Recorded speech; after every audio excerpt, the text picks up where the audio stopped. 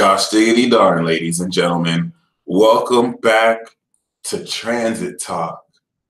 Transit Talk, the very relevant series, the very relevant live series that is going to really give you a good idea of what these transits that we're currently going through will mean.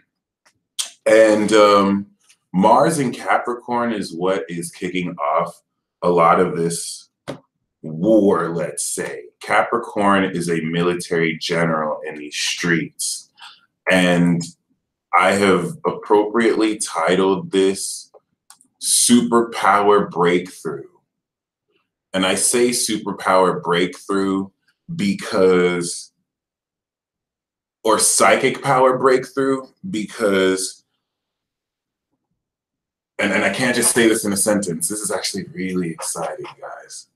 But this is a psychic power breakthrough because with the influence of Saturn and Pluto in this energy, there's going to be a lot of stress and there's going to be a whole lot of suppressed energy that you're going to have to really fight through at the depths of your soul. So shout out to everyone in the live chat. Let's just take a moment of silence right now to kind of connect again. I missed you guys, I'm not gonna lie. Every time you guys would tell me and comment, I miss going live with you guys, I would get a little bit sad, like, oh my gosh. But we're back. And yes, Nicole, I'm doing super chat. For the 1, 2, 3, 4, 5, 6, 7, 8.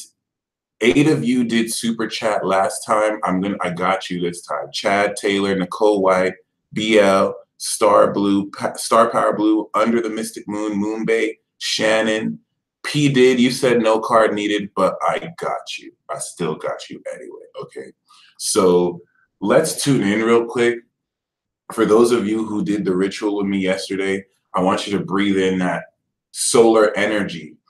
A lot of Leos hooked it up for us yesterday. So if you see a Leo, tell them you love them. You know what I'm saying? Just imagine yellow crystalline sunlight, yellow crystalline, look at the words I'm saying, coming from the sun and filling up your heart, all right? And with your superpower, with your intention, with your will, because Leo does represent the strength of will, and then breathe out gratitude. I want you to maintain this while we do this, okay? Because Saturn is in Capricorn, this is a cardinal sign, and there's certain directives that are really going to help facilitate this experience. So if you are a Capricorn, sun, rising, or moon, okay? I really advise this strictly for sun and rising signs, because if you're a Cap moon, you will kind of get a bit vulnerable, but you know, we already have so many other cool people watching, so you'll be straight, all right? I want you to imagine the Saturn glyph. The Saturn glyph symbol is it's really alchemic. So imagine a Saturn glyph symbol across your heart, all right? And as you imagine a Saturn glyph, so it doesn't have to be across your heart, but you could just imagine a Saturn glyph symbol, and you could just imagine it that is just right in front of you. The reason why I had troubles with the encoder that I had before was because the reason why I had troubles with the encoder before is because I didn't know I could still use Hangouts. So that issue that I had before about not being able to go into the Peacemobile, it's gone and we can go back into the Peacemobile again. So for those who need to know what the Saturn glyph looks like, okay, one moment.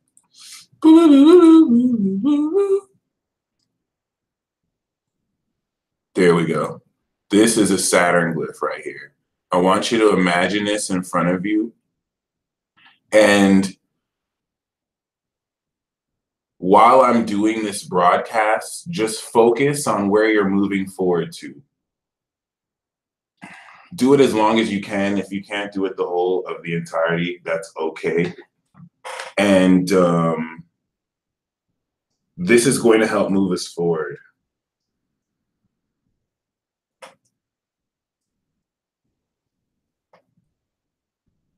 Can you guys hear me well, by the way?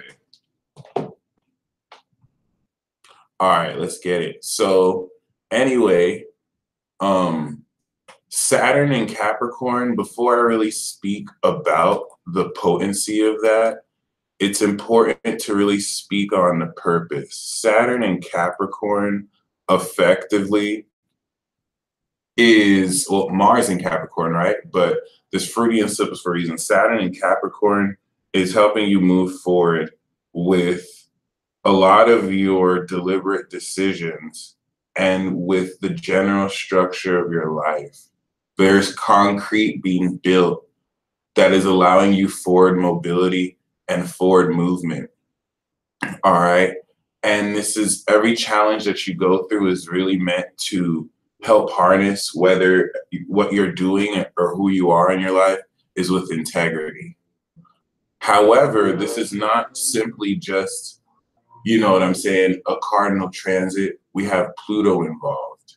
So when it comes to Mars, right, it's not necessarily that Mars, oh, Susie, good job writing it on an envelope. That's a good idea. It's not necessarily important that you just like,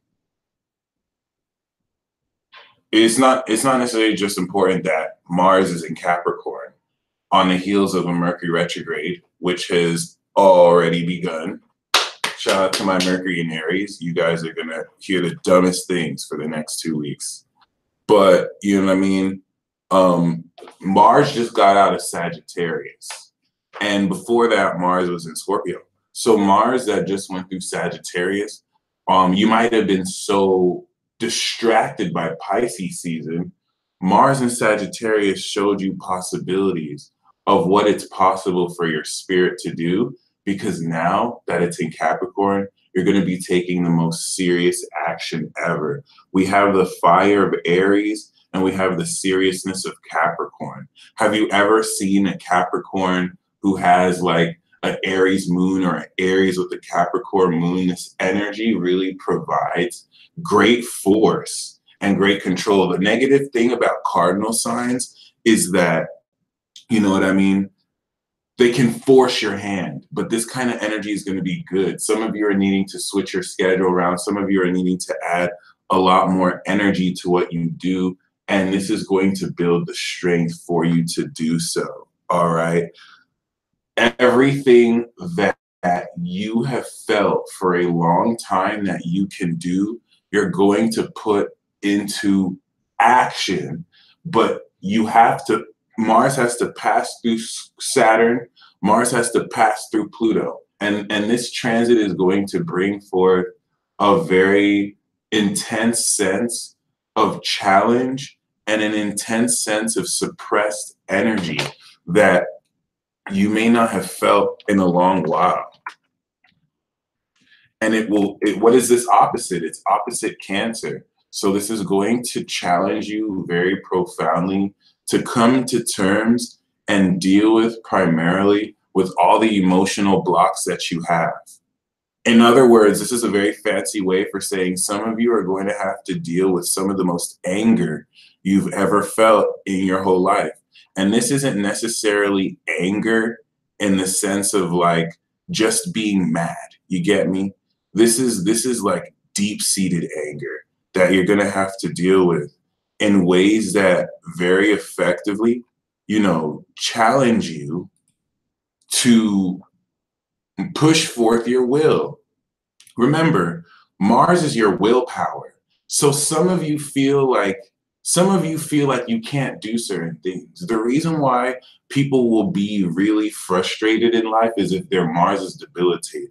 Because yeah, you can have the best Venus, you could be the smartest person if your Mercury's aspected, you can shine really bright and have a great spirit, but if you can't do anything, if you find that everything you try and do, you know what I'm saying, is debilitated, that's very frustrating. I have my Mars square Uranus in Capricorn, square Neptune, square Saturn. So I grew up in life feeling like I can't do anything, like I'm useless in a lot of ways. I grew up really tripping myself over until, you know, Capricorn taught me there's a time and a place. You have to be patient, right? That's the beautiful things about debilitated Mars and Mars challenging aspects, because it shows you a different way to rise above challenge. Not everyone has a gifted Mars that trines Venus and the sun, and so everything they do is just super finessing, right? So everyone at this point, because of the beatdown that we've had, this is right now,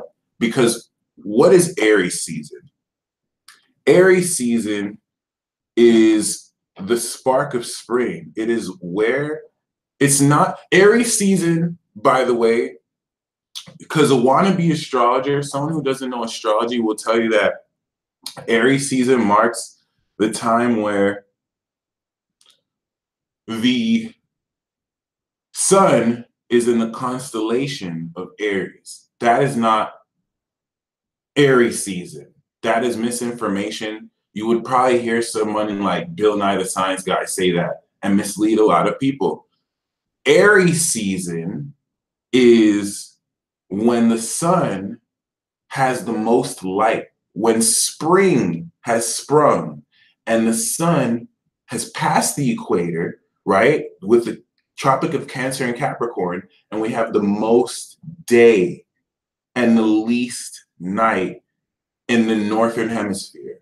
That is spring. That is 0 degrees Aries. The zodiac signs are based on the movement of the sun. Okay, this is a tropic astrology. That's what Western astrology is based off of. This is too important, because if you know, this is what's going to help you travel with the progression of the tropic, right? So really keep that in mind. Now that we're in Aries season, the ruler of Aries is Mars. And where is Mars? Squared in Capricorn, to where you're ready to move forward on who you are fundamentally. But Mars in Capricorn is like, wait, is this in your highest integrity? All right. Yeah, you might want to beat the crap out of somebody who tried to smack your ass in the club. But Mars in Capricorn is like, wait, is this in the highest integrity of who I am? Is this going to make me look good? Is this what I really have to do? All right. And in some of your cases, some of you may find, yeah, you actually do have to beat the crap out of that person. For some of you, no. You know what I'm saying? If you're a mutable sign, you're probably going to have to fall back, which, but it is what it is. So keep that in mind. That was a very crazy analogy.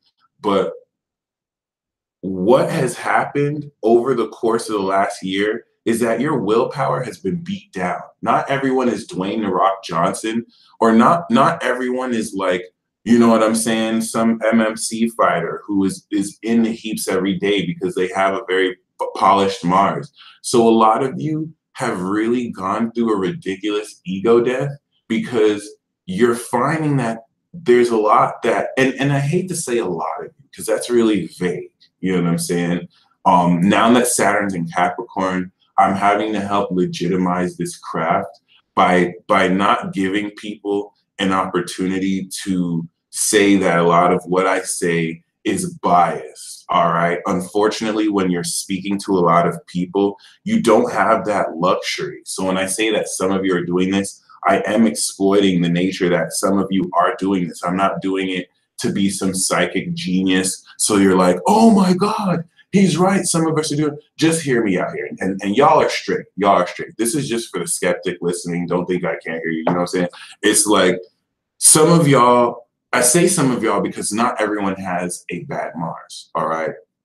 You will know this because everyone at some level is experiencing this. So, but I'm talking to the central core of some of you listening who, as of late, it's like, can I really do what I'm trying to do? Like, yeah, you may attract the cool people in your life, but it's like there's certain things that you feel you can't do because your will has been broken. There's certain things you feel you can't do because it's like you could want something, but when it comes to doing it, a part of your spirit is like, I don't want to do it. Maybe your moon aspects your sun weird. You know what I mean? Look at where your Mars is, because this is really going to help you understand how to harness your willpower. Mars is something that's being beat down. So when I say that you're being when I say that you're being very suppressed, it's also you going through a dilemma with you having to deal with your own ego and your own willpower, not only just being suppressed, but it's like, do I even care about doing what I want to do? Some of you are really at the throes of, yeah, you can do certain things, but where's that power? You know how you can do something and you don't feel like it was really you, or you feel like it's not what you truly wanted to do? Guess what, guys? We're starting the new year off no games. You know what I mean? Like, this is the transit where you regain that power, but you have to lose a little bit and surrender fully first. Okay, this is a psychic power breakthrough. A lot of you have been following your intuition. A lot of you have been doing things you didn't even know what you were doing, right? And some of you didn't give up. This is where you're going to break through. This is when you're going to understand your own power like never before. And some of you had to break yourselves, okay? There is an epidemic going, okay? Someone didn't like that in my other video, I spoke about dark forces, and they gave me an honest critique, all right? I'm not gonna lie, there's some comments that I delete on the channel. If the comment is a lie, I'm gonna delete it. And I don't care if that's weird. I don't care if that's stupid. Don't bring that dumb crap to my channel. If it's a lie, if it's negative, if it's bashing, I'm gonna delete it. But there's certain comments that I don't agree with, but it's honest. You know what I'm saying? I don't delete those comments. This was such a comment. I didn't agree with anything. I didn't agree with much of what he said, but he gave me an honest critique. He said that, or she said that, they don't like when I use dark forces, because when it comes to negative psychic attack doesn't work on those who, they're saying psychic attack doesn't work on those who perhaps have like karmic debt, and that you shouldn't call it dark forces because you can't just blame it on dark forces. And I guess, if you listen to it like that, that can make sense, but I never ever blame anything on dark forces. And dark forces are very real. It's impossible to not have a dark force because you have a counterposing light force, okay? Pisces and Aquarius, this person was a Scorpio moon, which I think is very interesting because Scorpio moons can feel dark forces, and a Scorpio moon is a dark force. Not all dark forces are bad. Remember, a dark force is a counterimposing of a light force. Light forces could be used for bad. When you tell somebody that they should follow this light force so that they can do this, you're implementing a dark force and light force. So when I say dark forces distract you, I'm just kind of bringing into the awareness of dark forces, but I never, ever, ever, ever blame stuff on dark forces. I will attribute stuff that happens to dark forces, but to blame it on a dark force would be to make you a victim. But remember, you're not a victim, you're a victor. Okay? When I really bring up a dark force, I'm really just speaking somewhat quasi-analytically in a way to just make you aware. Because what a lot of you try and do is you try and take credit for the negativity that dark forces are responsible for. There's an epidemic that is subtly, a lot of people think that a lot of men complain about this, and they feel that their masculinity is being taken from them. But this is not just happening to men. This is also happening to women. Aries women, Gemini women the most, Aries women the most, Leo women the most, Libra women, this is happening to you too. You're being used to kind of fight against other masculine women signs. Sagittarius women, this is happening to you too, all right? And Aquarius men and women, this is happening to the masculine sign men and women the most. Your masculinity is trying to be stripped. There is a war against Mars to where the facets of sensitivity are being exploited. You should be sensitive and you should be empathic. Cancer teaches us to care about other people, but this is being manipulated to exploit and water down the fires of people who have powerful egos. If you are any of the zodiac signs I mentioned, you will have noticed every time you actually express your masculine energy, you're being made to feel like you're arrogant for doing it. Have you ever seen a Leo just like express how amazing they are? Like, yeah, I do this. Like, they're shining their sun. And what are most people going to say? Most people are going to be like, yeah, all he did was just talk about himself all day and express that. Have you ever seen like a Aries or I don't know, a Libra, you know what I'm saying, work their magic? It's very expressive. And what does it evoke? It evokes jealousy from other people. And I'm gonna be real, as of late, and I'm biased because I'm a Gemini, right? Gemini can literally just talk about themselves and just talk. All right. And people who don't have expressive energy don't get, that's what masculine signs do. They express. This is energy we're giving out. So if you're a masculine zodiac sign, man or woman, do not be afraid to shine. Do not be afraid to shine. Like, there's a suppression of your Mars. And even if you're a feminine zodiac sign, if you're a Taurus, if you're a Capricorn, if you're a Virgo, if you're a water or earth sign, man or woman, but your Mars is in a fire or air sign, you're going to feel the suppression too. You want to be mindful of the subconscious, nonverbal suppression of you expressing yourself, all right, to where it's not even politically correct to just express how you feel sexually about someone. This is natural. You're being subconsciously controlled to feel like it's wrong to do so that you could be put in a box. This is why when you're starting to feel that disconnect and like you feel like rebelliously fighting back, that's Uranus and Aries. Like, hey, you're being finessed. Oh, all right. So keep that in mind. Like, this is something that is affecting the feminine zodiac signs and the masculine zodiac signs as well, because they're trying to emasculate the masculine energy, but then at the same time be like, oh, you guys need to be more masculine, but we want you to be masculine like this. And you know what I'm saying? We're coming into a great balancing. This isn't necessarily a standing problem. Chiron in Aries is going to fix this problem. And Mars going through Capricorn is going to purify this problem, to balance the imbalance of the feminine vibration as well, which is being way too manipulative. And so you have very authentic and original people who are feminine of vibration, who are they're letting other people make them look bad. All right, like the people who suffer from this the most are sensitive, genuine sensitive people who actually want to help. People who have a lot of feminine energy and are genuine. Those are rare people, because a lot of people with feminine energy are manipulating and they're being sneaky. A lot of people with masculine energy are trying to force situations. So the problem is with both masculine and feminine. I'm not necessarily going to say that one person is pulling the strings, but the balance is coming first with the masculine energy.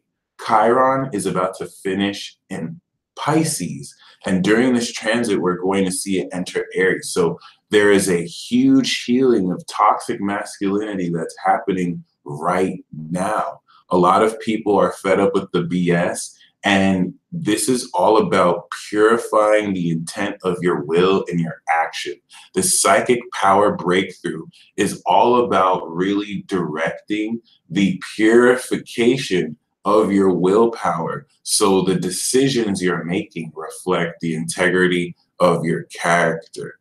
As such, the name of the game now is, we're starting off this new season with some of the greatest psychological warfare that mankind has ever known. And you know what I mean? If you're looking at things on the surface and you're not really reading between the lines, it could cost you your life. And this isn't fear mongering. This is really in an effort to make you aware of just how serious things are. It's not fear mongering because you're not a victim, you're a victor. And honestly, with the right amount of your awareness, this is going to give you an opportunity to actually flip this in your favor. But what's so important about this is we're taking off the kid gloves. Saturn is not in Sagittarius anymore. You know what I mean? And right after Mars leaves Capricorn, it's going to go into Aquarius and it's going to start retrograding. And this Mars retrograde is going to switch a lot of the way we as humanity decide to take action in more inventive and creative ways that change certain rules of engagement, that actually change how unique and active we get about our intent. But most importantly, it's going to really not even as much change, but shift the knowledge of our actions. And what I mean by that is this retrograde is going to bring to the surface, while Chiron is in Aries, a whole bunch of how toxic masculinity in this new day and age is being 100% transformed. Okay, this is where if you're a dude and you're still sending chicks dick pics unsolicited, these are the types of facets and issues that are going to be attacked. You know what I'm saying? If you're a lady and you're still, you know what I mean, manipulating man or woman, if you're a man doing that too, and you're both being narcissistic, these are the types of power dynamic issues that are going to be heavily, you know what I mean, brought forth. And Mars stays retrograde for a while. So to prepare for that is this Mars in Capricorn. Mars in Capricorn is similar to you going on a 6-week Marine Corps training, how should I say it? Marine Corps training camp, to where you're going to be whipped up to shape and ready to fight war like never before. But remember, this is a psychological warfare. And like someone said, Mars is exalted in Capricorn. The reason why Mars is exalted in Capricorn is because it's allowed to take all that power it has and have decision power. Mars in Capricorn is going to be ready to act right now, but they're going to wait. And they're going to know right when it's the perfect time, and then bam. All right. Shout out to my Mars and Aries people. With Mars and Aries, we carry some of the power of Mars and Capricorn, but our thing is we just do it now. All right. Sometimes I'm so glad I'm Mars and Aries, but I love Mars and Capricorn because it's so disciplined. And this discipline is going to really take you wherever you want to go in a short amount of time. All right. And, you know, shout out to Avery Crane, who said every time Mike goes in, my phone gets glitchy. The interference is still here. Just keep that in mind. This is going to really open a lot of your psyches up into things that you didn't think you can do yet. But this is only going to be if you go through the challenge, okay? You have to go through the fear. When Mars is transiting and conjuncting the same sign as Pluto and Saturn, you're going to have to do things that scare you.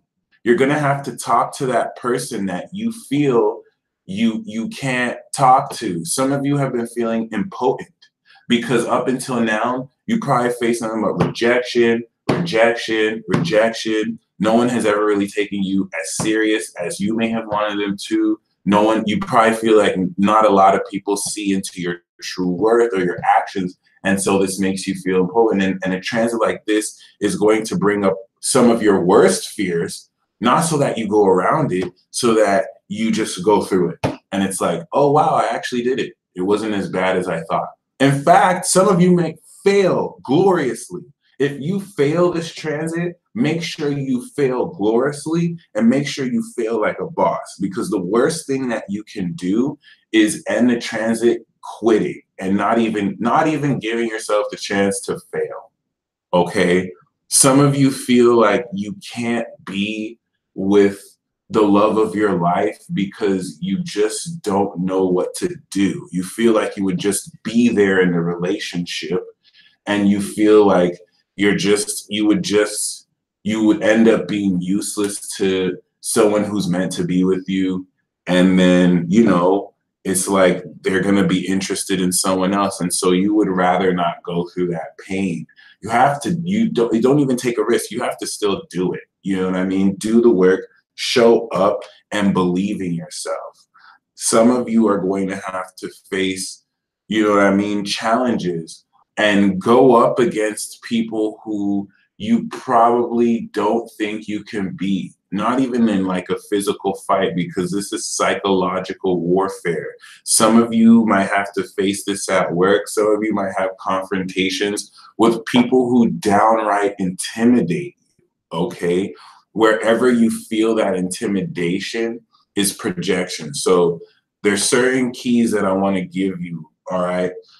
Other than the breathing exercises that are going to help facilitate this for you, when it comes to psychic attack and this psychological warfare that comes from the dark places of people's hearts, a lot of people get narcissistic and a lot of people get in their ego, and they feel that when they enjoy doing bad things to others, people who are sadistic and enjoy that, which will always put a mask, because think about how weird it would be to be open about loving to psychologically prey on people. It's something that people have to put a mask on for, and there are people out here like this who exist. What I want you to know is that whenever you feel that, listen, your spirit, whether you're human or not, because not all of you are human. Shout out to my celestials out here. Shout out to my cosmic agents. If you're a Libra, you're a cosmic agent. If you're a Capricorn, you're a goddess or an elite agent, all right? If you're an Aquarius, you're a cosmic overlord. If you're a Leo, you're a sorcerer, all right? If you're a Virgo, you're an alchemist. If you're a Gemini, you're an angel. If you're a Scorpio, you're also an alchemist, but you're also some unidentified being that I can't say because of the Scorpio embargo, but it's all good. What is very important about all this energy, you know what I mean, is your spirit is the light of your consciousness. Whenever you start to feel negative, whenever you start to feel vulnerable, whenever you start to feel and hear the weight of other people's opinions and dislike for you in your spirit, feel it. Don't suppress it. Feel it. Learn to feel comfortable in it. Learn to feel nothing but comfort in your uncomfort. Don't let people say that this is denial, because this is psychological warfare. The purpose of this psychological warfare is to get in your head and to shake up your spirit so that you won't even have to do anything. You'll be broken from the inside. This does not work with pure savages. So if you're a pure savage, go out there and kick some ass. Pure savages at the internal core do not give a damn about what people are saying. So the psychological warfare is going to attack you from all angles, to where you're being shamed for being you. You're being made to feel embarrassed for being you. One of the bad things about transits like this are stupid power dynamics that people are going to enforce to you, where you being independent is going to act, and just being independent is making your own decisions and not fitting into a hierarchical structure. We all know that these structures exist from when you went to high school to when you go to a corporate job. There's still grown men and women who feel like they're alpha males leading a pack, and that other people are betas, and that other people are higher and lower, like dumb high schoolers. They literally believe that it's some kind of structure. And when you don't fit into that structure, you threaten them at a core level. Whenever you start to see people, trying to show their power in front of you and trying to say, oh, I can do this better than you, I can do this. It's because at a fundamental level, your belief in yourself threatens them. Because of the way they think, they feel like they have to put others below them to feel higher. Anyone who is humble and anyone who knows that, you know what I'm saying? We look horizontally at each other. They don't have a need to impress others because they don't feel threatened by other people who are at higher places. Because what do those people do? They uplift and they elevate other people. Okay? So you're going to notice this a lot. You're going to find yourself being pressed in certain circumstances. And a lot of this psychological advanced warfare doesn't always happen antagonistically. It's usually going to be indirect, to where it's like, hey, you're my friend, you're my buddy, right? And as my buddy, this is the type of stuff we like to do. We don't do all that other stuff. And you're going to have to be real and be like, no, I do like that. You know what I'm saying? You're going to have that test where someone tries to bring you in on bullying somebody so that they can feel better and do a power play.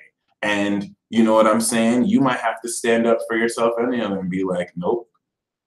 Those of you with unpopular opinions who keep it real and true to you, you guys are the ones who are going to rule the day, because you're going to destroy these power structures. And just don't, the human spirit is the light of consciousness. So whenever you feel this, because a lot of you are psychic, so you can just pick up, especially if you're a Pisces, especially if you have Gemini, Sagittarius, or Virgo energy, the whole basis of mutable energy, it's a mode, it's a state, all right? Water has 3 states of energy. Some say plasma is a 4th.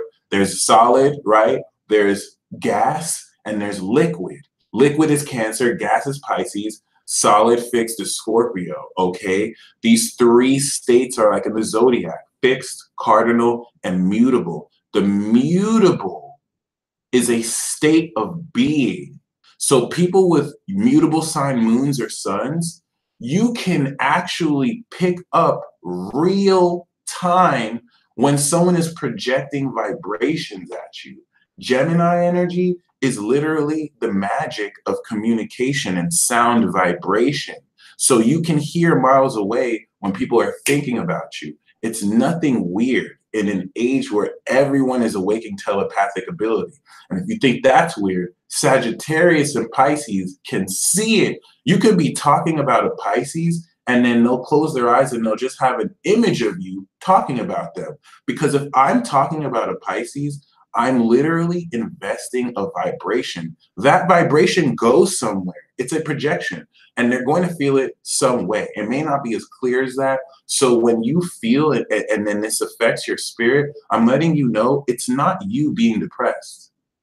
It's not you just telling yourself certain things. This is why you have to have psychic protection. This is why you have to nourish your soul with positive thinking, with positive feelings, not so that you can just feel positive, not just so it's like, yeah, I'm going to be positive. This is psychological warfare. You have to make sure your vibration is on point so you can identify false vibrations that are not yours, okay? And that's usually the gist of this. This is why you have to sit with that uncomfort, because if you suppress it, you're not going to hear it. If you sit it, you're going to feel where the vibration is coming from. Like Pisces and Sagittarius can do this. They can feel the vibration, know who it's coming from. You know what I'm saying? Virgo can literally see in real time details that'll let you know. This is why mutable signs are magic, okay? If you have a mutable moon, you have a magic soul. This is real deal stuff, okay? And the reason why you need to sit with this, especially this season, is not only are you going to feel it, but you can interact with it. So when you guys start talking back to your thoughts, when you hear a negative thought or a negative feeling like, oh, you're never going to be crap, or oh, you suck, or oh, you're creepy, All right. You fight back in the war by standing your ground. It's not about those voices being right or wrong. It's about the pure intent of those voices. Okay. You need to stand your ground. You need to stand your place in this divine court. Because someone who had your best interests at heart is going to keep it real about the stuff that you have to fix. Like, hey, you're on some BS. You need to really get up and do better in your life, but you're still cool. Like, I got you. Let me help you. Let me not just stand up on my high horse and look down like, oh, I'm threatened. You're never gonna do right. You know what I mean? Like, it's this is another bad example, but I'm trying to let you know, when you feel this, it's a projection. The sensation of you experiencing this negativity in most cases are projections that you're receiving. This is why I say never internalize it. Never suppress and internalize it and feel that most of it is coming from you. Remember, we are in a sea of psychic emotional energy, most of which is toxic. So when you go around, you're going to have fogs around you. You have to do breathing exercises or anything personal or unique to not block yourself out of this. A fascinating question that some people ask is, how do we block this out? You can't block this out. Some of you absorb it constantly. Some of you have moon on Pluto in Scorpio. Some of you have moon Saturn. So you're constantly absorbing negative energy because this is what you alchemize. The question is, what is your attitude? Attitude is key. You cannot be a victim, guys. You have to be a victor moving forward. And this is why I say this is a spiritual warfare. Some of you will admit that spiritual war is real, but you want to close your eyes and forget that the battlefield still rages on now. And the way war works is nobody asks to be a warrior. You know what I mean? You just find yourself in a battle. Like, this is something that is not supposed to happen, but you still have to cope for. So the way you don't defend, you have to fight back. That's why the latest video that I put out for the weekly peace report was attack mode. No more are we in defense mode. Once Saturn went into Capricorn, we shifted to attack, okay? And you're going to attack back with your integrity. You're not going to let anybody talk to you in a certain way, but you're still going to maintain your class and your integrity once again, all right, which is very important. And with this Mars in Capricorn transit, because it's also coinciding Mercury retrograde and Venus in Aries, this is going to really set into place the next stage of how well you're going to usher in and spark a lot of these new paradigms. Usher in and spark a lot more of these newer themes in this new arc that is setting off in your life, okay? This psychological warfare is brought to you by gaslighting, gang stalking, and a whole lot of psychic powers that are evolving in each and every one of us that are allowing you to really witness the greater awareness from other people, okay? I remember somebody had mentioned that they unsubscribed from this channel because they felt that I went too much into the deep end of fantasy. There's a reason why I babble on like an idiot about psychic power, magic, fairies, because I don't compromise. A lot of people think that's the deep end. No, you guys are in the deep end of normalcy. Like, let me tell you the greatest delusion. The greatest delusion that we're in right now is that normal exists. There is no, say it with me, guys. There is no such thing as normal. Normal doesn't exist.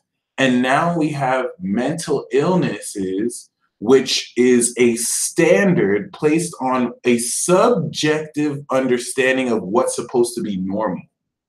So you have people unfairly being diagnosed. You have people with Down syndrome or autism being made to feel like they're mentally ill when there's nothing wrong with them.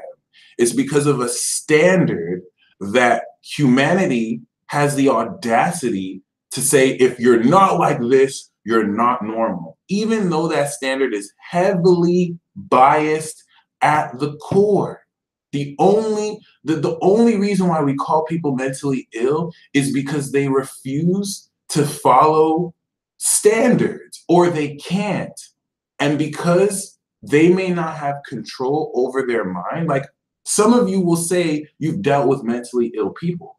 But what I'm trying to tell you is you don't have the right to call them mentally ill. We're going through, you know what I'm saying? With the advent of modern medicine, we can't just give these people prescription pills and literally make them feel like their mind has to work a certain way.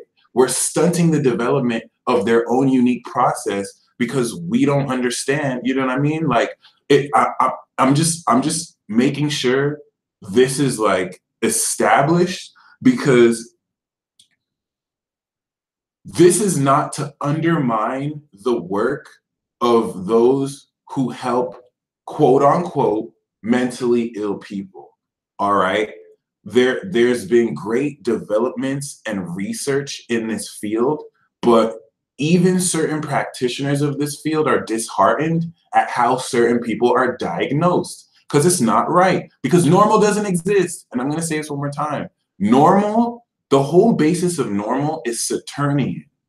The whole basis of a standard in a system, you have to be put in a box. This is why when you fill out something, you have to say what's your race, what's your nationality. You're literally ticking off choices that put you in a box. And you know the most beautiful thing about this? Well, the ugly thing, all these choices you pick, are you single or married?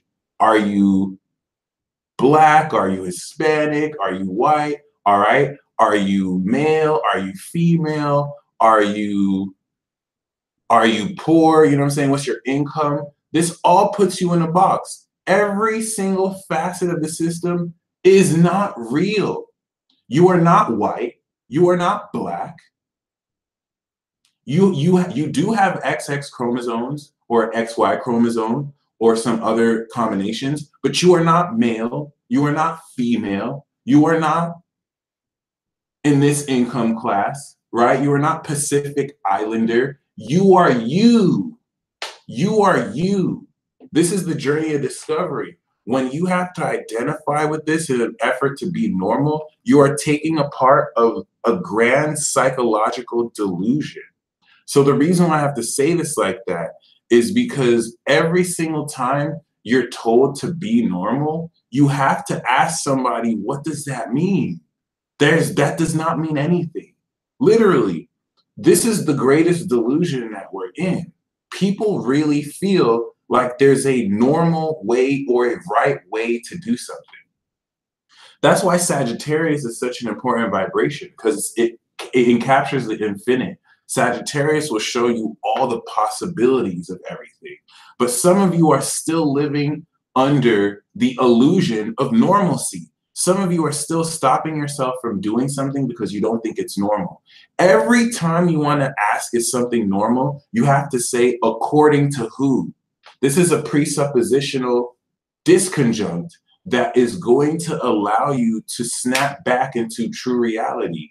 When I talk about fairies, when I talk about aliens, when I talk about magic power, this is not the deep end. This is where humanity has forsaken itself. And a large part of humanity has chose to reject something that has been fundamental in our nature, because we try and look at it too literally. When I say aliens, you might be thinking of real flesh humanoid figures, when an alien is a higher vibration and frequency. Before alien takes physical form, an alien, outside of being just something that's extraterrestrial outside, what we know as aliens, the proper term for aliens are cosmic entities. Cosmic entities are higher frequencies and vibrations that vibrate at higher gigahertz and can literally influence you. You can tune into that frequency. Sun and Aquarius people do it all the time.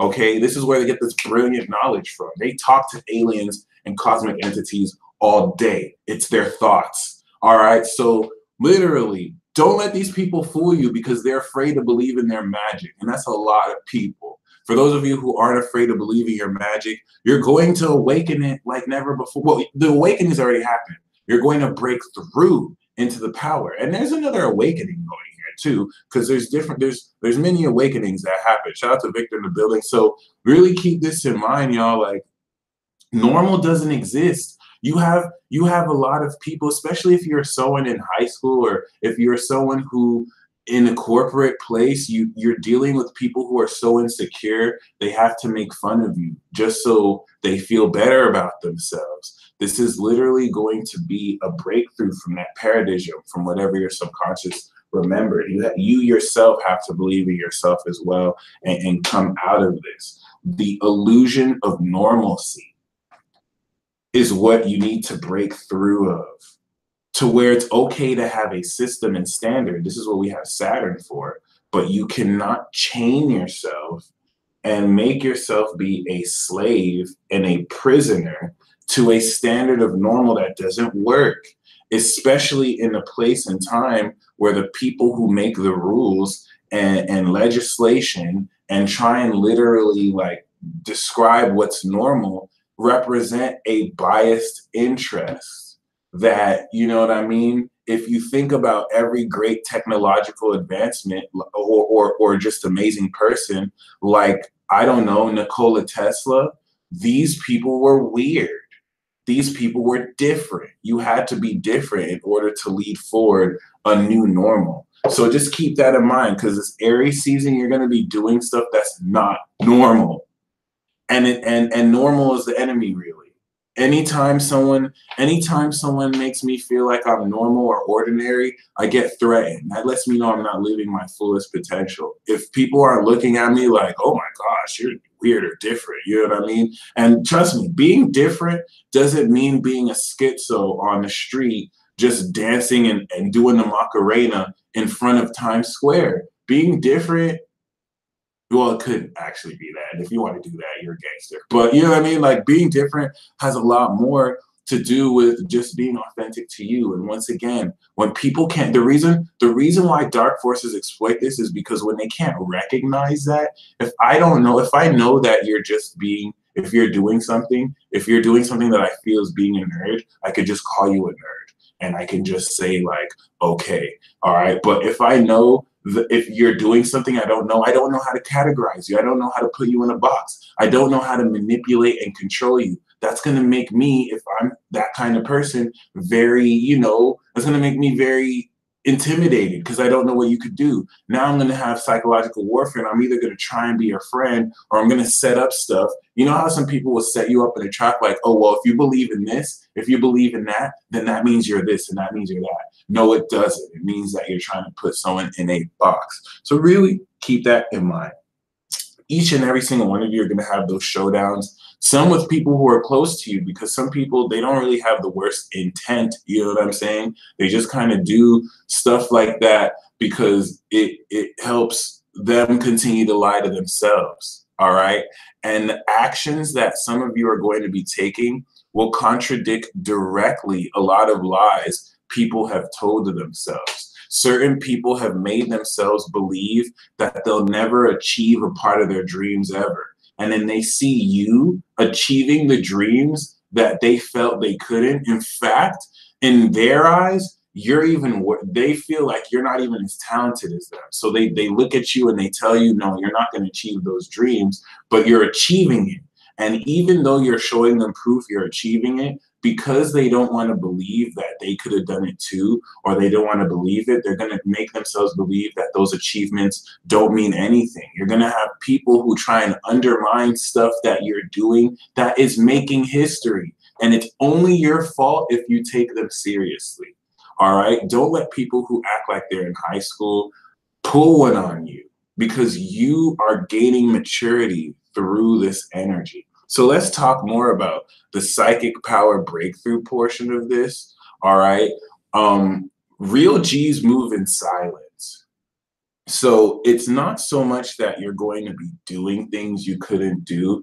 If you're Sagittarius, if you're Capricorn, if you're Aquarius, if you're Pisces, you have already gotten this breakthrough back in November. Okay. Remember, we're now finally at the place where we're at the second part of this supernatural activation. The first part of this supernatural activation started in November 22nd in Sagittarius season, where we had to have a great awareness of, oh my gosh, I can do this. I can freestyle for like 10 minutes straight and just be like limitless. You know what I'm saying? Like, wow, these are the things that are happening. My body is going crazy. All right. And now that we have gone through our car wash and we drowned ourselves in the fields and we're being healed in Aries season, now we're at the last half of this psychic power or supernatural evolution from Aries season to Gemini season, where we directly apply what we're doing. Keep this in mind. You're going to start to give form and names to the magic, to the psychic power you do, all right? So if you're any of those last four signs, you kind of experienced what the rest of us are experiencing back in November, all right? And keep this in mind, because I'll freestyle the rest till the end of time, and everything you experience is sweet like lime. You're breaking through the new power ahead of your time, and you're using your energy and you're using your essence, and you're letting you know you represent a message and you got it like that. But what you're gonna do about it is what's gonna make it crack and popple and sizzle. And now I'll let you know that I got the whizzle. Oh my God, whistle sounds weird, but regardless, you know what I mean? That is more so a direct application of not just what you can do, but now that we're moving forward, what's the modus operandi behind it? What's gonna allow you to really, you know, what are you gonna use this for? All right, a lot of you Aquarius and Pisces, I'm talking to you too, you know what I mean? Like you have unveiled your super suit and now you're having to apply it. It's like, who am I going to use this to? What's good, Hangmaster?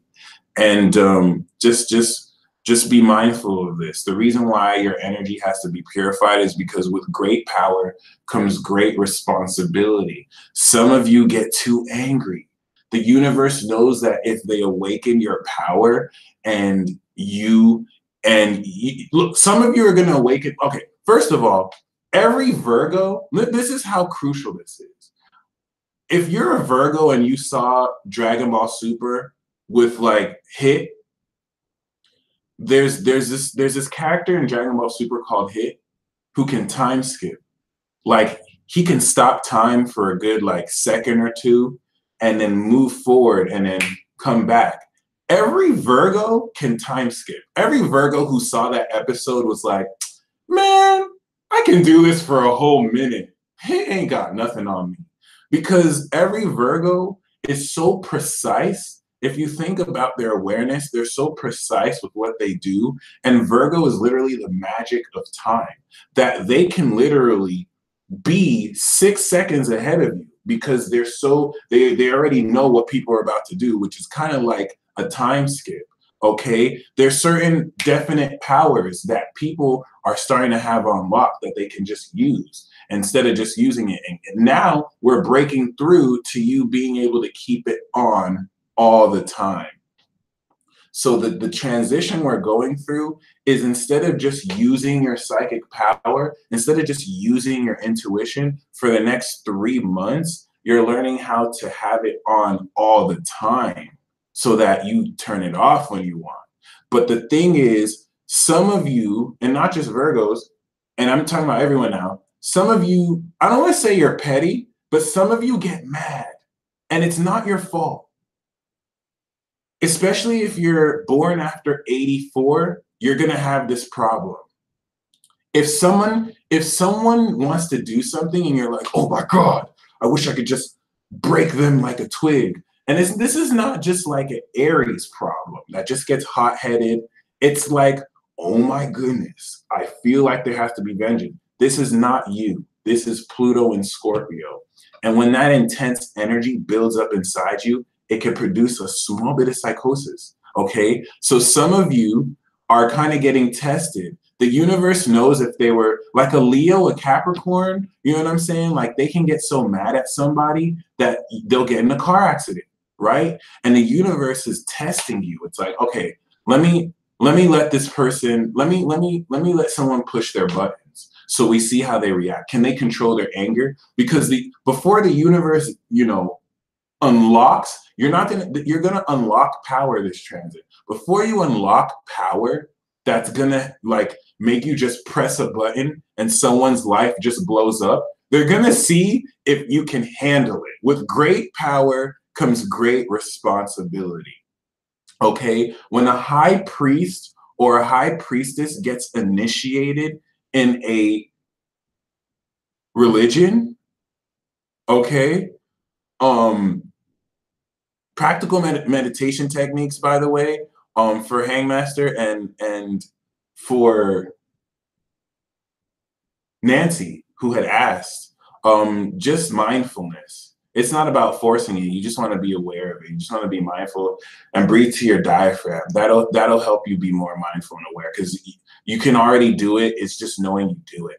But yeah, some of you are getting your buttons pushed because it's like, okay, let's see how easily pissed off they are. When you're a high priest or a high priestess and you're getting initiated into a religion, you have a high priest and a high priestess, if you notice, like a pope, they have to be peaceful because they purify their vibrations and they connect to a higher force. So the willpower that they channel from higher realms, and this happens with Cancer men and women. All right, a Cancer man or a woman, especially Cancer women who get moody, like they have to walk out of a room sometimes because it's like their willpower is so powerful. If they get mad at you, and if a high priest or a high priestess directs that anger, you can die.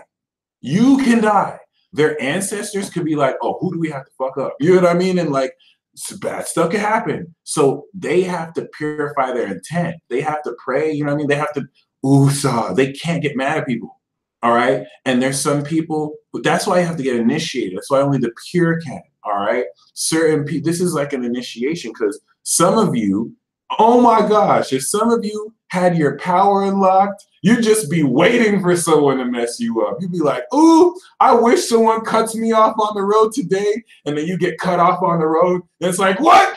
Bam! You just use your magic powers. Bam! You just like, chronicle them and they get in a car accident. It's like, oh, I feel good now. And then you just argue with someone on the phone and they're like, what?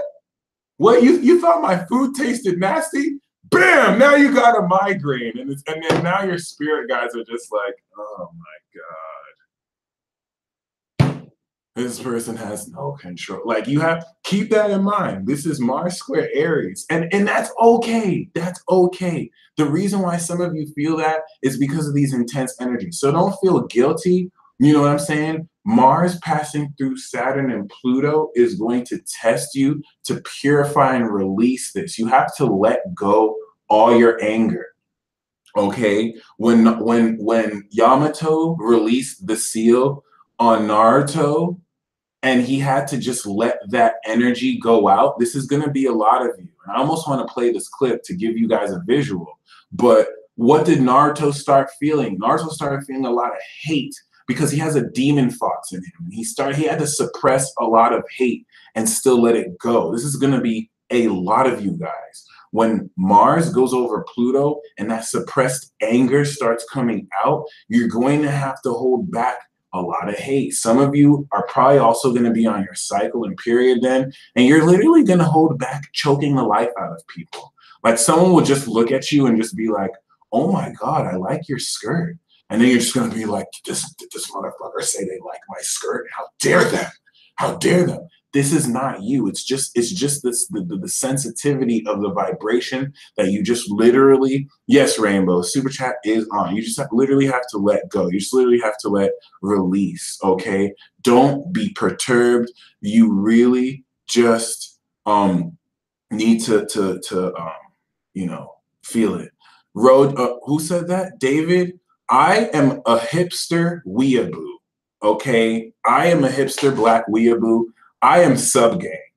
I don't mind dubs, but Funimation screwed stuff up. Funimation just kind of screwed up my whole. It's not Funimation. Funimation is dope. They have good dubs. 4Kids just screwed up my dub experience. Like, I don't trust dubs anymore, and I'll just be hearing some English dubs, and it's like, man, throw on that English sub, because I gotta hear the Japanese voice. But I'm a weeaboo and I'm a hipster, so that's why. It is what it is, though. Just keep in mind, like, with great power comes great responsibility. You guys are gonna harness your anger. You guys are gonna harness your will like never before. And some of you have been taught that anger is bad. Some of you have been taught that forcing certain things is bad, and you just have to fully let go. So just fight back, literally, against that suppression, and just be. And for those who want to know, subs are subtitles versus dubs. But really keep this in mind. I like making dubs. I like dubbing over animes and saying dumb things over them. I feel like that's my calling. But other than that, just know that you are going to be put in situations where you might feel like choking someone. And you just have to remember, hey, and that's just a bad analogy. For some of you, it won't be choking anyone. For some of you, it's just going to be, you know how Scorpio or Virgo give you that death stare? Some of you are just going to be giving people death stares, just like if you can kill someone with a stare, you're just going to be like, and what does that do? That's a constant torrent and projection of energy, all right? Some of you have like stuff that will make you feel, thank you, loving souls, will make you feel, you know what I mean? Like you're reacting to something, so don't hold back that scare, but it pays. It literally pays to control your anger, okay? Just imagine you have a nuclear bomb in your soul, and you can literally get sanctioned by the United Nations if you use this nuclear bomb irresponsibly. Becky Rose asked a good question. How do you become initiated? This psychic power breakthrough is going to give you the power. So let me tell you how this initiation works. Right now, Mars is 3 degrees. So let's go into the Peace Mobile. I can't believe I just made that sound, but at this point, I don't even know what it is. So as you can see, Mars is in Capricorn, and Mercury is retrograde. Mercury and Venus are revolutionizing how we bring our authentic and unique spark to others and to ourselves. So encourage yourself to think, breathe, and do new things that you may have not have done around others. Mercury retrograde is really going to help you reevaluate the independent thoughts you have for yourself, while Venus is already creating new pathways. I mean, it's about to go over Uranus, so this is going to be electric. And there are going to be relationship constructs that form in unconventional ways that are weird. Some of you are going to be dating people way older or way younger than you. Some of you are going to be dating people who you may not even plan to marry, like very weird, but super advanced connections. That's the other thing. It's not bad weird. It's just out there. It's different.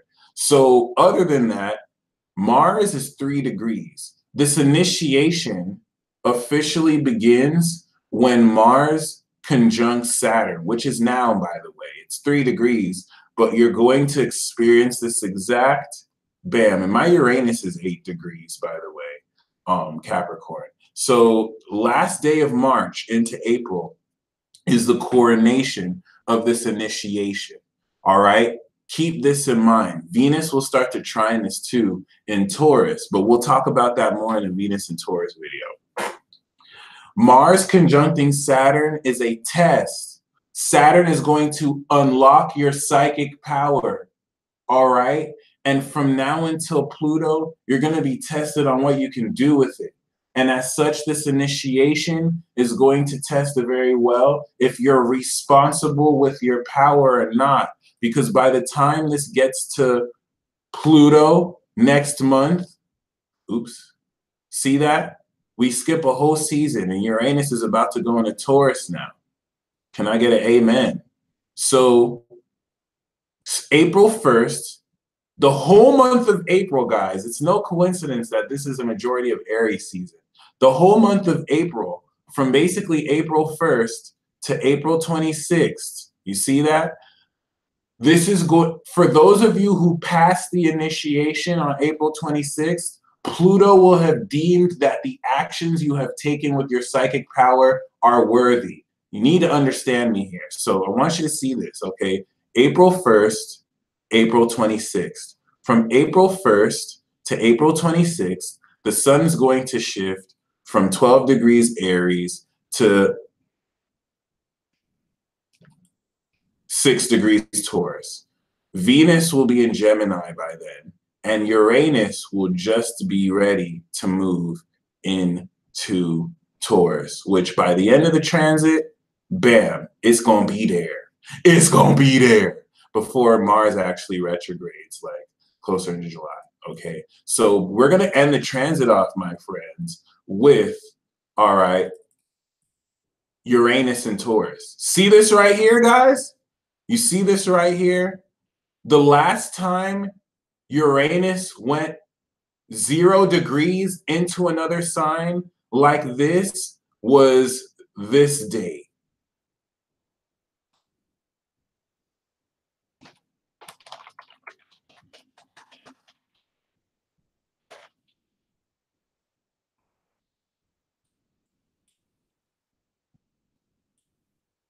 Wait a minute. Oops. There we go.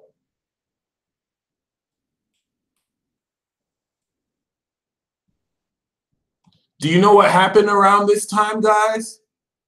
Tupac died. Tupac died when Uranus shifted, okay? And you see this hip-hop beef and war that these lung whippersnappers are getting into, and gang violence is starting to flare up because rappers swear they need clout right now. You know what I mean? You're going to see this. Yeah, I said it. You're going to see this very powerfully, exponentially hit the fan. So mark this day in your calendars. We are ending off the transit May 18th. This square is going to decide and change everything. After you get the purity from Pluto, for those of you who fail the test, your power is not going to be taken away from you because Saturn's going to give it to you. Your own actions are going to bury your own grave, and Pluto's going to give you that karma. For those of you who've passed, you're going to get purified, and the power is going to be more intense. And now you're bringing this power to space, to the collective.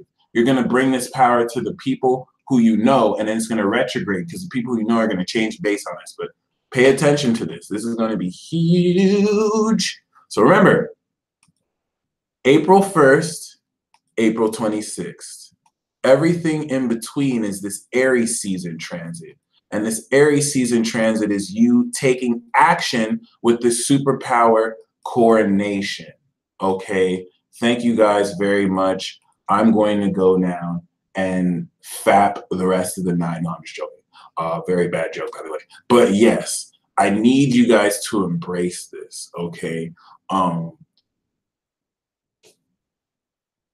April 1st, May 31st, the initiation officially begins when Mars goes over Saturn. You're going to unlock a lot of your power. And you're going to be tested heavily. Some of you, when you unlock this power, you're going to have more opportunities for sex than ever. Because do you know where Lilith is? Lilith is in Capricorn. Lilith and Mars and Saturn and Pluto in Capricorn is going to raise your sexual drive like never before. Some of you are feeling too horny. You do not have a sex addiction. You do not have a sex addiction. All right? If you're finding you're getting aroused, if some of you are kind of pleasing yourselves more than once in a day, it's because the sexual discharge of energy that's intensely forming is too much for your body. It's too much sexual heat for your body to handle. This is a sign that you're psychically evolving. The more horny you get, trust me, Mars is going to rule this. The more horny you're getting, the more hot flashes you're getting, this is a sign that, like in Pokemon, you're about to go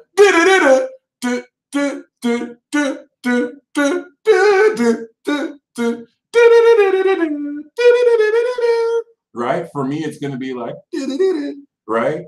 Um, Douchebag man is about to evolve into creep monster. No, I'm just joking. But yeah, yo, like this is why you're feeling this rise exponentially in sexual energy, especially a lot of you who are about to connect with your divine partners. You're both feeling your energy connect from across the veil. All right. And some of you are having to discharge through dreams. David, good question. Masturbating only wastes energy if you masturbate like 6 times a day. Sometimes you have to discharge this energy, and masturbation helps you do it. All right. Just like anything, don't do anything out of moderation. You know what I'm saying? Really, really, really be mindful, because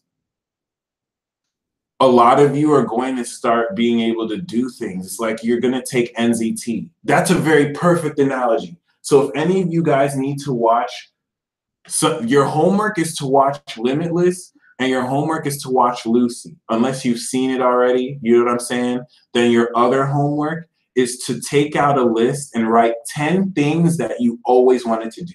All right. So what you want to do, and I'm going to do this as well too. Write 10 things, and it could be more than 10. Write at least 10 things that you always wanted to do, but you feel you couldn't do. All right.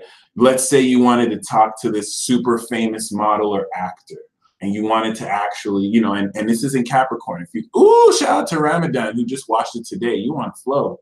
All right. Or let's say you wanted to achieve a goal, like win the Super Bowl. What are 10 things that you want to take action on that you feel like you can't do because you feel you don't have the power to, or stuff you always, it's not a wish though. You just want to say 10 things that if you could do, you could do. If you had all the power in the world, what are 10 things you can do? All right. Because first of all, that's going to align your focus. Some of you don't even know. So your psychic power is confused. It's like, how do we know what to do when you don't even have, you know what I'm saying? Focus. Not I Love Lucy. Lucy! No, not I Love Lucy. It's the movie Lucy with Scarlett Johansson. All right. But if you could see Limitless, do that. You know what I mean? Like Saturn, when Saturn goes on Mars, or when Mars goes on Saturn, Saturn is going to give you an NZT pill. Saturn is going to unlock your power. I'm serious here. And you're going to be tempted. The stuff, like there's a lot of people who feel that they're good. Like imagine you're in a relationship. There's a lot of people who feel that they're faithful because, you know what I'm saying? They've never had a chance to cheat. But in some cases, you might be ugly and nobody wants to cheat with you. So, you know, some people are like, and that's just being rude. But that's just an example. There's some people who they're not even like attractive. And so they feel like I never cheated on my partner. But that's because no one's trying to even get at you like that. But then Saturn, you know, gives you an NZT pill and you become limitless, and then you start to change your appearance. And now everybody wants to try and cheat with you. That's your real test. All right. Some of you guys weren't in a position to do anything bad because you didn't have that power. You weren't really that desirable. Saturn's going to give you that just to see what you do. All right. Saturn's going to give you that NZT pill. Saturn's going to give you that confidence. Saturn's going to give you that control over your life so that you will have a lot of men and women check you out. You will have people come up to you. You will have people want to, this is Capricorn. So what's going to happen more instead of sex is, hey, for example, if you're a psychic practitioner, this is what's going to happen. Hey, if I pay you $100,000, will you use your powers to do a death spell on someone? Or, hey, if I give you $1 million, could you do a black magic spell on somebody? This is going to test your intent. This is going to test your integrity. And this is Pluto here later at the 26th. This is not about, oh, you did bad or good. This is about the purity of your actions, how pure your actions. If your actions are impure, Pluto will screw you. If your actions are pure, Pluto will hook you up. This is what we're going through right now. So trust me, like, your integrity is going to be tested. Some of you, it's not about whether it's right or wrong that you do what you do. It's whether your intent is pure. Some of you may decide, yes, give me that 100,000 and let me do that death spell, because maybe you're doing a death spell against a child pedophile who got away from molesting so many kids, and your intent is pure. You have no ulterior motives in your heart, and this is what you want to do. Pluto will be like, okay. See, you see how we're not attacking the politics of whether killing is right or wrong? Pluto doesn't care about that. That's man-made. That's subjective. All Pluto cares is, where was your heart? Was your intent pure? Did you do that because you wanted to finesse someone, or did you do that because it was pure to you? That's all Pluto cares about. So notice this is all happening through Aries season, and the transit stops when Uranus goes into Taurus, so that the power that you have unlocked, Uranus and Taurus will now start to ground in your real life, so that you can make the fabric super suit. So that now that you know what your power can do, this is Mars in Capricorn is you turning into the Hulk, so that when Uranus goes into Taurus at the end, it's like, okay, I need to get a special fabric so that when I turn into the Hulk, my shirt doesn't rip off. You know what I mean? So it's some very crazy stuff. All right. It doesn't matter what your intent is. It really just matters that your intent is pure, and it matters that the actions you take are with integrity. So even though it's not March 31st yet, it's still happening now. You want to focus your intent on what you can do. You want to focus your intent on what you want to do.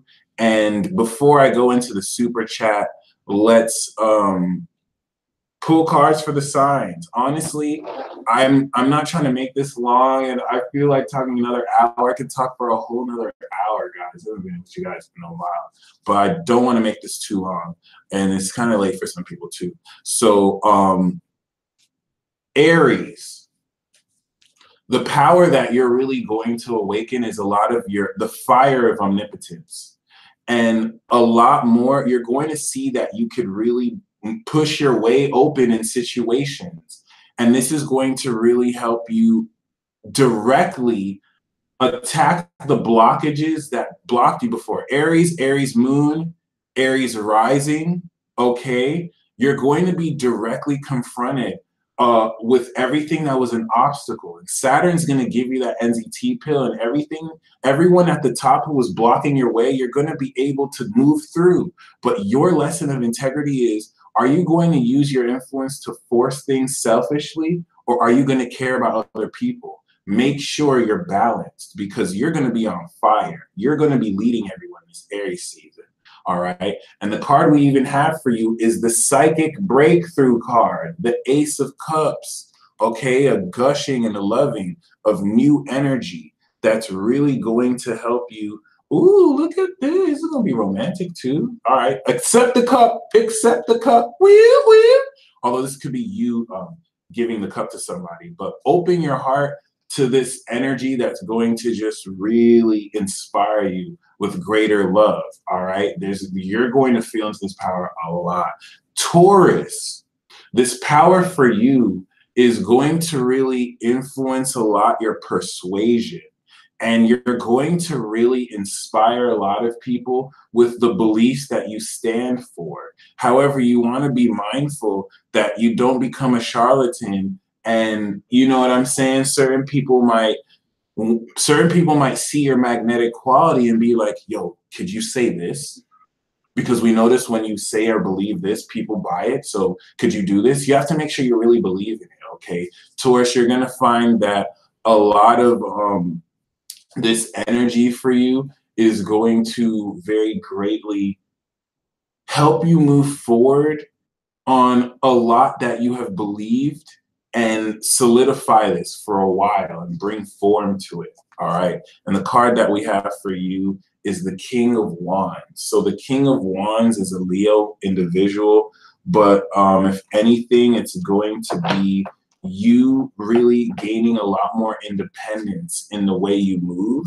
But this is also going to deal directly with a passionate man who definitely wants to work with you in a way where a lot of how you believe balances the actions they take. This is going to be someone who influences you very passionately through this, all right, whether business or romantically.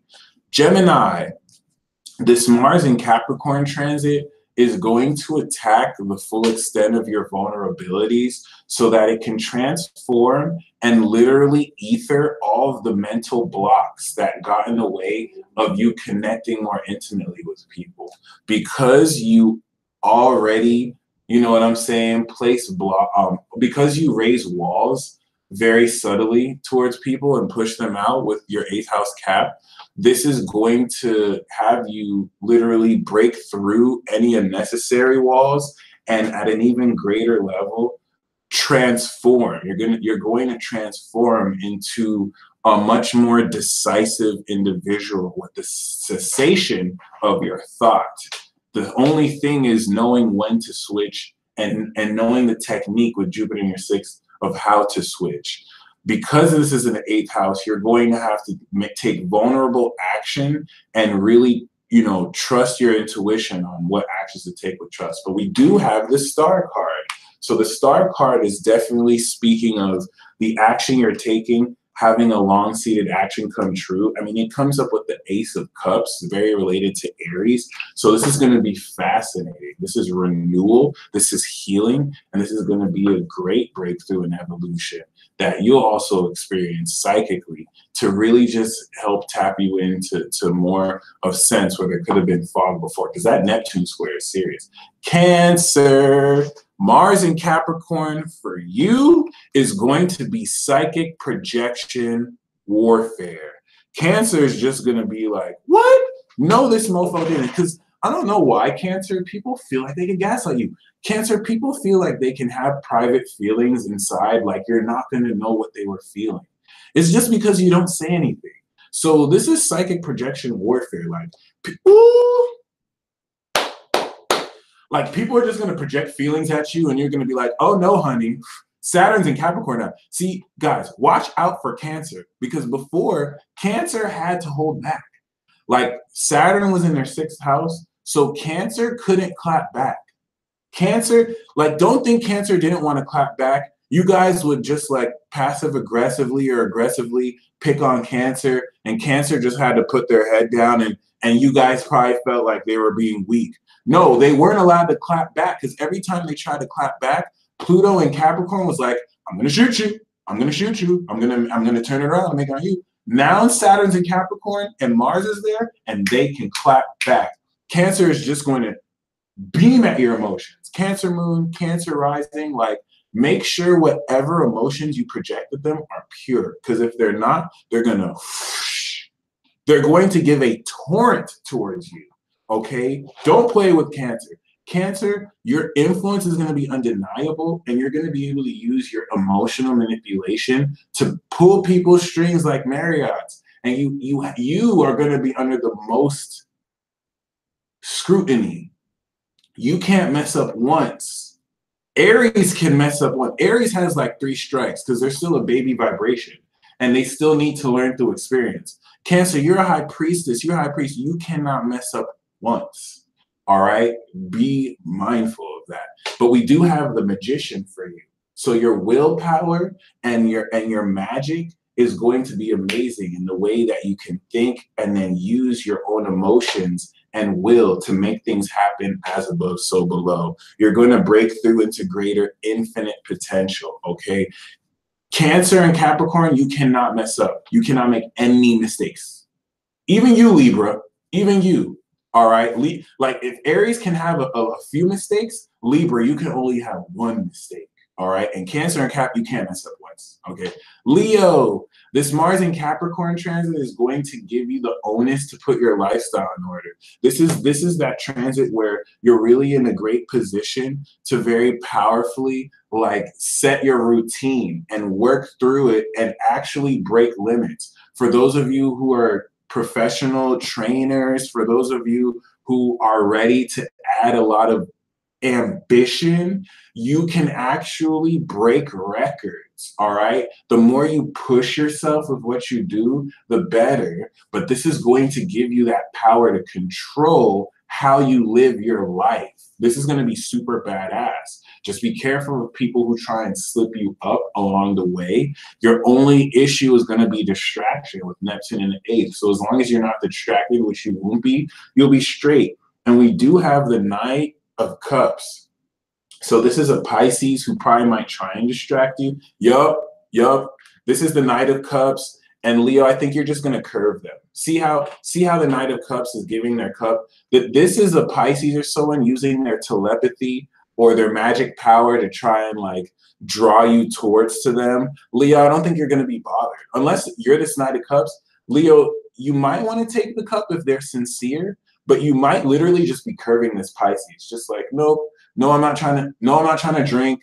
No, I have to go work out. I'm not trying to drink this wine, Pisces. Pisces, go somewhere. What are you trying to do? No, I'm straight. But some of you, this Pisces could, you don't want to outright curve the Pisces because their influence is necessary.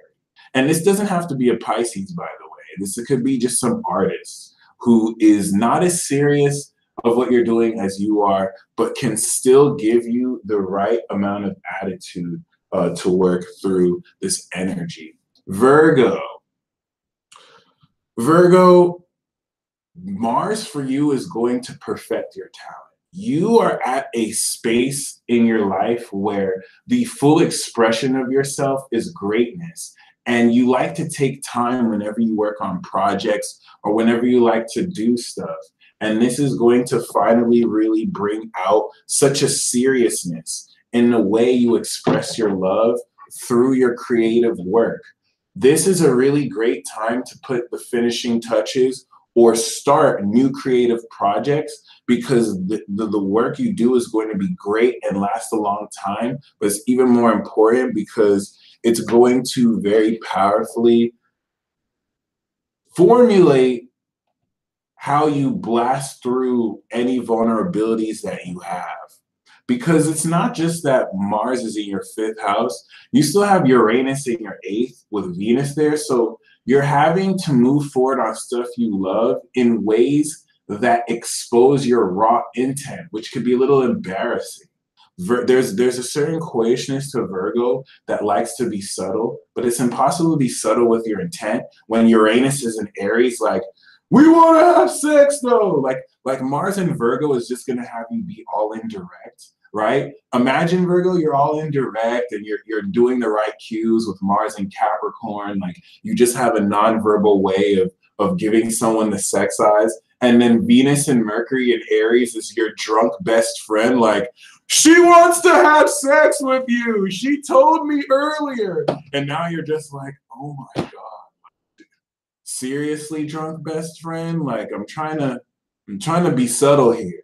Okay, so you have to kind of try and balance that. You are gonna have that annoying Aries friend that just tries to ruin all that subtlety for you. And you just kind of have to like, you have to balance it. Like you have to be okay with that vulnerability when it happens, but still maintain that control. We have the Sun card for you. So this is still going to be very positive and vibrant. And the best way through this, because I think some of you are going through some depression negatively. And the more happy and vibrant you are, the better. This is really the name of this game here. Okay. Just be mindful because everything that you direct with your creative spark is going to go your way. So make sure you don't monopolize too much of this. All right. Libra, Mars in Capricorn is going to really put into work a lot of how your private control over situations influences and adds to your charm. Okay. And this is going to be very difficult because there's a deep sense of insecurity that's plaguing you. Libra, you don't like yourself right now. You really don't. And Pluto in your fourth house is chipping away at your insecurities, where a lot of people are still holding you up to a great standard, but deep down inside, you feel like you're not achieving the greatest you can. Deep down inside, you still have people you live with who are acting more like enemies than people who are your friends. And it's not so that they can tell you what you want, but you're kind of caught in a very hard dynamic where you know directly people's real intent, but the fakeness of other people is starting to be toxic to you. And this is bringing toxicity deep inside to you. So Mars is going to have you take very private action. And this is actually going to give you the keys to finally resolve this once and for all. You just have to be okay with certain private issues coming out in the public. All right? Keep this in mind.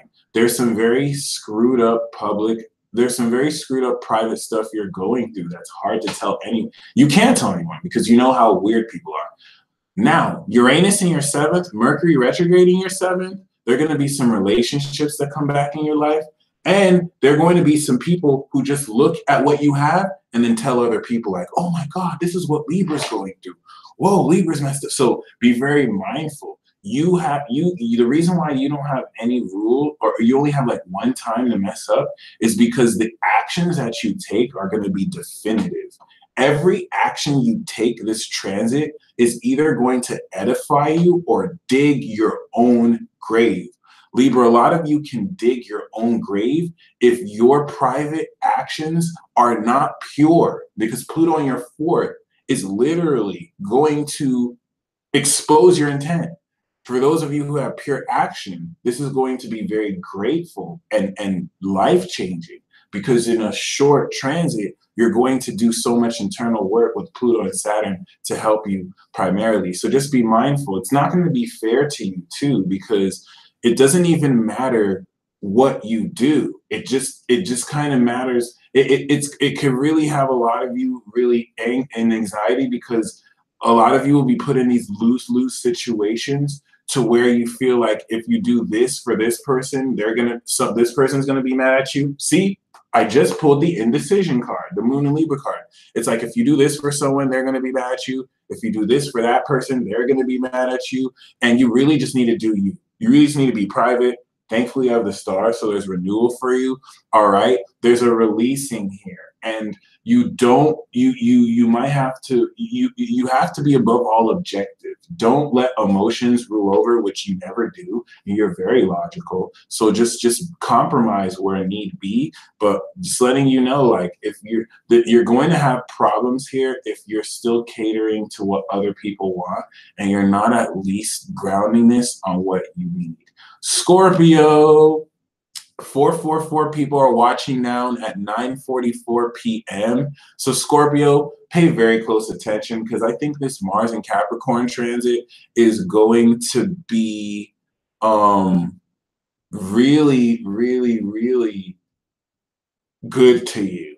Okay, Mars in Capricorn is going to extend forward your mind control. I mean, your influence that you give to others, because Scorpio can already like probe someone's mind. Like once a Scorpio or a Scorpio moon talks to you for like 5 seconds, they don't believe the hype. Like a Scorpio will use words because they realize in this society we maneuver with small talk.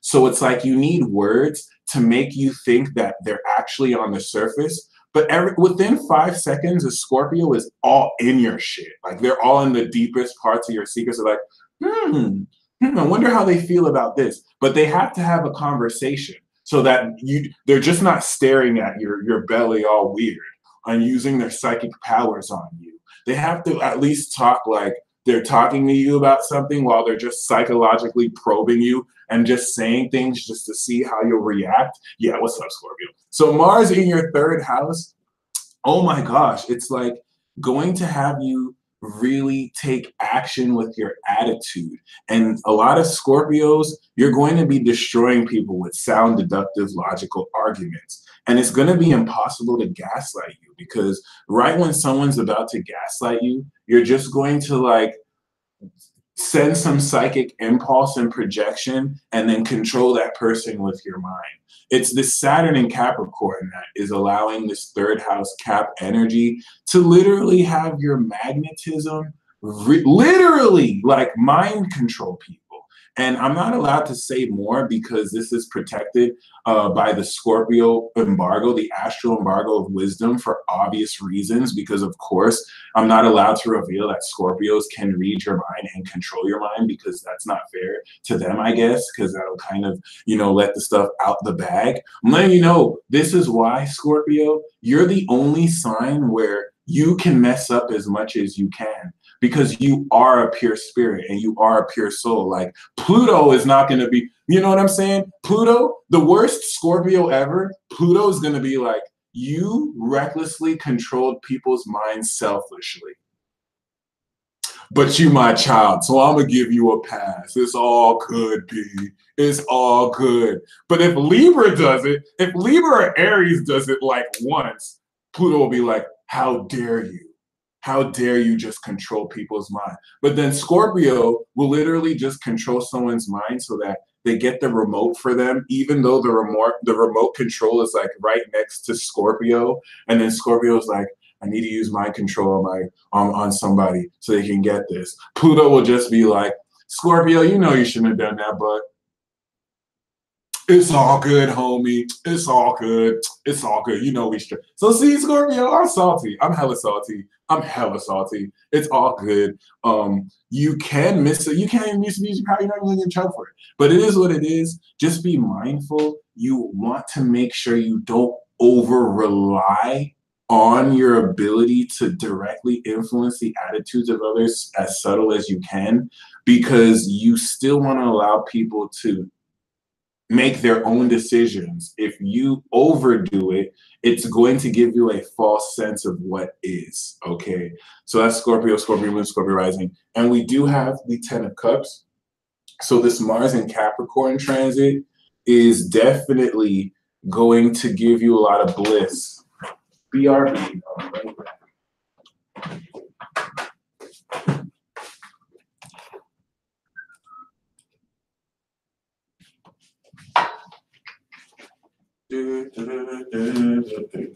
Oh my God, my back.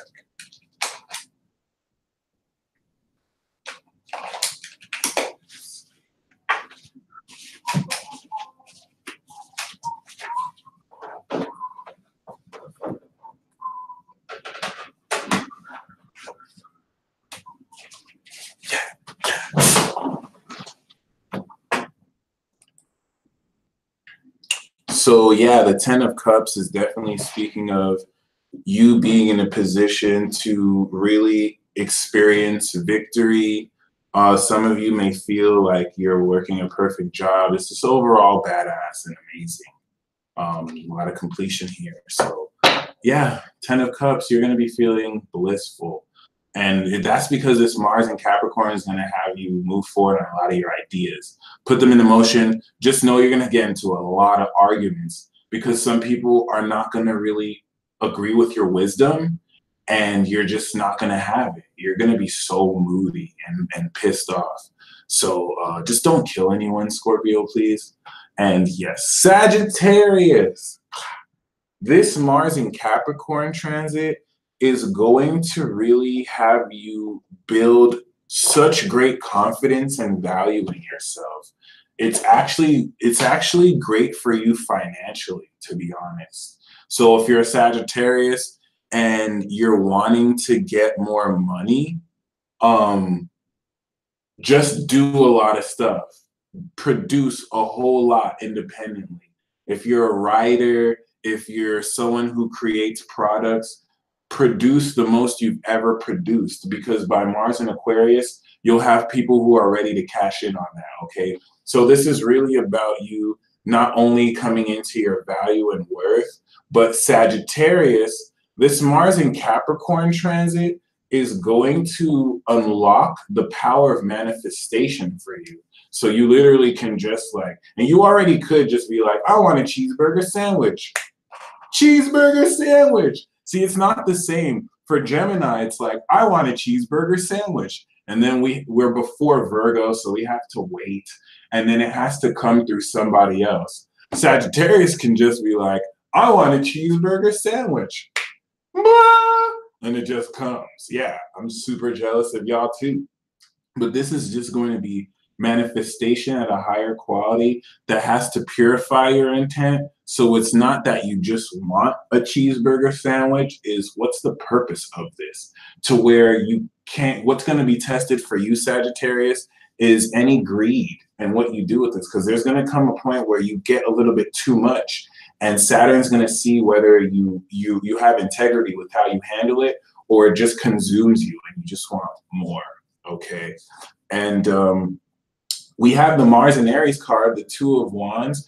The Two of Wands is fortune. The Two of Wands is you coming into a bit of fame too, okay? You're going to have a lot of power. This is you really putting into motion your plans. Any ideas that you have, this is you planning them out and really deciding what it is you want to do, okay? And the reason why this is important is because you will have the world in your hands. Know that these plans you act out on, I love this right here. Know that these plans, this is you, Sagittarius. Like, you have all this star power. You are in control. So just stay committed to what it is you're manifesting for yourself. Capricorn, you have Mars in your sign. You have Lilith in your sign. You have Saturn in your sign. You have Pluto in your sign. You are a sex monster, okay? Even if you're not having sex at all, which is bad, you are a sex monster. You are a seething hoop of just raw, pure arousal. Lilith is in your sign, my friends. So you're going to be attracting all sorts of flack. Don't piss off a Capricorn. Capricorns are either going to want to kill you or have sex with you. So if you're not doing business with them, stay away from them and leave them alone, okay? Because this power is going to actually unlock in you the greatest. A lot of you are having to release this pent-up anger through sex. So Lilith is bringing you sex, Pluto is bringing you sex, Mars is going to make you the hot, sexy ones now. Right now, Venus is in Aries. So Aries are the beautiful ones right now. They have the hot beauty. Mars is going to have this rustic sexuality that is just going to make a lot of your focus more pure. So this is just going to give you a taste of omnipotence, Capricorn. And whatever you do with it is going to define your entire character. This is not the transit where you want to let things go and do things without integrity. Because if you mess up once, Capricorn, that's your ass. Now, let's just be real. Because what's going to happen is Saturn is going to chastise you in public. And then behind closed doors is going to be like, all right, it's kind of like when a president or someone in Congress gets in trouble, right? It's like, in the public, they're like, oh, we do not represent the actions of this. We stand for A, B, C. We are not right with what our president did. But then behind closed doors, they're like, oh, we don't care, Mr. President. We just had to tell the public that because we have to do that. We don't care what you did. We even helped you do what you did. That's how it be, yo. That's how it be. So Capricorn, don't push your luck. You cannot mess up once because there's just too many eyes on you. And if you use your power wrong once, you better make sure you're pure. This is extreme. So it's like you're either extremely evil and you're purely okay with that, or you're extremely walking the good side. Because the most evil people right now are cardinal signs, all right? And it's fixed signs that have to fix this issue. Cardinal signs are subconsciously manipulating mutable signs, and it's literally fixed signs in between that have to help. So the cardinal signs of integrity are getting attacked by dark forces, and they're being possessed so that they could be evil. And not every cardinal sign is succumbing to evil. And it's Pluto that's the culprit. Pluto is taking everything that is impure in the cardinal signs and it's forcing it to their face like, yo, you need to deal with this. Capricorn, Libra, you need to deal with this manipulative tendency you have. Aries, Cancer, you need to deal with these unsuppressed emotions. And you have some cardinal signs that are like, I'm not going to let this define me. I'm going to rise up against this and I'm going to be a better person. And those cardinal signs are going through the most difficult stuff ever. It's like the more good they do, the more bad happens to them because you're fighting a whole dark monolith. And then you have some cardinal signs that are like, I give up. I don't want to fight this. And the Pluto just takes them over and then they just become bad. So you know what I'm saying? Like just letting you know, like this is where we're at right now. That's why you have some cardinal energies just forcing issues and just like crossing the line. All right. So it's the fixed signs. It's the Aquarius. It's the Leo. It's the Scorpio and Taurus. Do you know why? This is why fixed signs are the 8th house of cardinal signs. Cardinal signs are power. The best way to get the respect of an Aries is not to talk it out with them. Gemini is their best friend, but their 8th house is Scorpio. The best way to get the respect of a cardinal sign is you have to have strength, okay? Fixed signs can take the full power of a cardinal sign. The best way to get the respect of an Aries is to let them fight you. Don't try and suppress their fire. Let them fight you and show them what's good. You just punched me, I'm jeering, like, what's good? I didn't cry about it. I didn't run away from it. Like, I'm here. All right. A lot of people think Aries is just be trying to fight. No, don't play their game, but show them that you're strong enough to handle it, and then the Aries will respect you. And Aries will never follow someone or fight for someone who they don't respect or who feels they can beat. Okay. So the whole purpose of fixed signs, strength, is being able to take the power. A fixed sign can take the power of a cardinal sign. Like what? All right. Capricorn is the most powerful cardinal sign. Leo is their 8th house. The fires of that Leo just be like, what? Like Escanor, like Jared. You know what I mean? So keep that in mind. Even though I think Jared is Taurus for some reason, or Scorpio, it is what it is. But regardless, Capricorn, the integrity of your actions is going to define your character like never before, and everyone's watching. So you can't be shady at all. All right. I mean, you can, and some of you will, but just be mindful. Okay. We do have the Wheel of Fortune. So this is going to bring evolution, and it's going to bring a lot of change to your situation because of this extra power that you have to invigorate yourself and push open doors that you really couldn't before. Aquarius. All right, this is where we get real. So the psychological warfare is doubly so for Aquarius and Pisces. For Aquarius and Pisces, this is a little bit different. Aquarius, Mars and Capricorn for you is 100% super psychic warfare. Aquarius, you're going to have to be dealing with certain people who are disguising themselves as real human beings when they're really dark entities and they're really like dead-ass aliens who are trying to fight you. All right, Aquarius, this could be a little bit difficult because hidden enemies will hide under human vessels, right? And they're going to try and make you feel crazy because Aquarius, you're going to point it out. Aquarius, you can see a hallucination that's a real construct but then it cloaks itself so no one else sees it. And the whole thing is to make you feel isolated.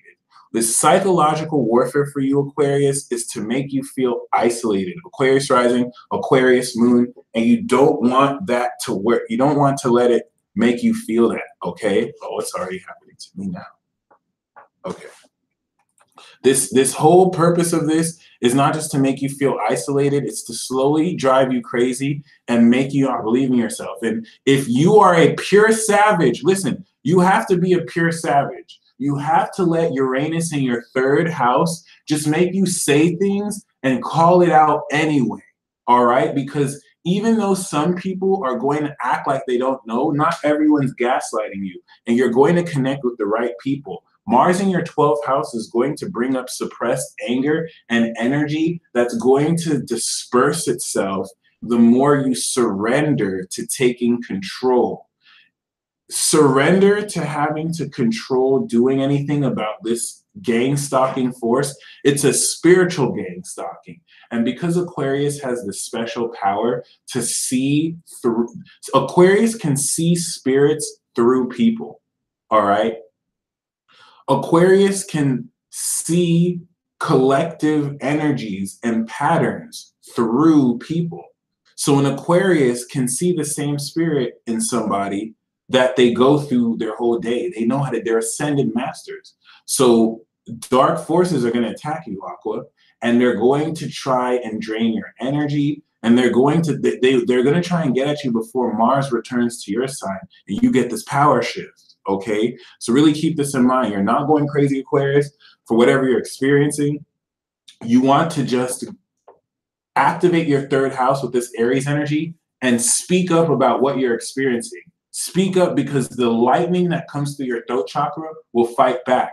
To fight these demons in people, you have to call it out. When you see somebody being possessed, because trust me, Aquarius sees it, like they know. To a lot of us, it's just a concept. They know. They can be in a room of Starbucks, and they can, and in that room where 40 people are in a Starbucks, 20 of them are just unassuming. They're going about their day. 5 of them are possessed. They'll see the dark spirits in them. They're going to come up to Aquarius, probably stand next to them and drain their energy while they're talking about their plans. And then Aquarius is going to be like, could you get away from me? And now everyone is just like, what are you talking about? You look weird as hell, Aquarius. The 20 people just see those guys as just regular guys. The dark spirits are going to take advantage of that and be like, yeah, what are you talking about, Aquarius? And yeah, it applies to progressive Aquarius. What are you talking about, Aquarius? You know what I'm saying? Double talking, trying to gaslight you. And Aquarius, you have to be Uranus in the third and still call it out, because when you call it out, like get away, your vocal vibrations is working. But there's a trade-off. The trade-off is how you look in public. But don't worry. We said there's 40 people in Starbucks. We said that there's 20 people that's unassuming. We said that there's 5 people who are probably with the finessing. There's going to be at least 10 or 7 people who see what you're going through. So don't think you're alone. There are going to be other Aquas. There are going to be at least other people who are like, oh my gosh, these spirits are trying to possess that person. And then you bringing it to light is going to confirm it to them. So don't worry about feeling alone. We even have the 8 of Cups. So this is you spiritually seeking. This is you diving deep. All right? Just keep that in mind. You're definitely going to be in a position where you're having to walk away from stuff that doesn't serve you. And you're definitely going to, you know, if you find yourself leaving situations, it's for your best interest. All right? And Pisces, the same thing with Aquarius, except it's going to be even scarier because it's going to be happening to your friends. It's not going to be scary. I'm sorry. It's not going to be scary. It's going to be, though, I'm putting up antics. Some of you are going to play with this, but you're going to see how in your circle of friends, certain people are being possessed by their own negative intent. A Pisces can see when someone's negative emotions takes them over.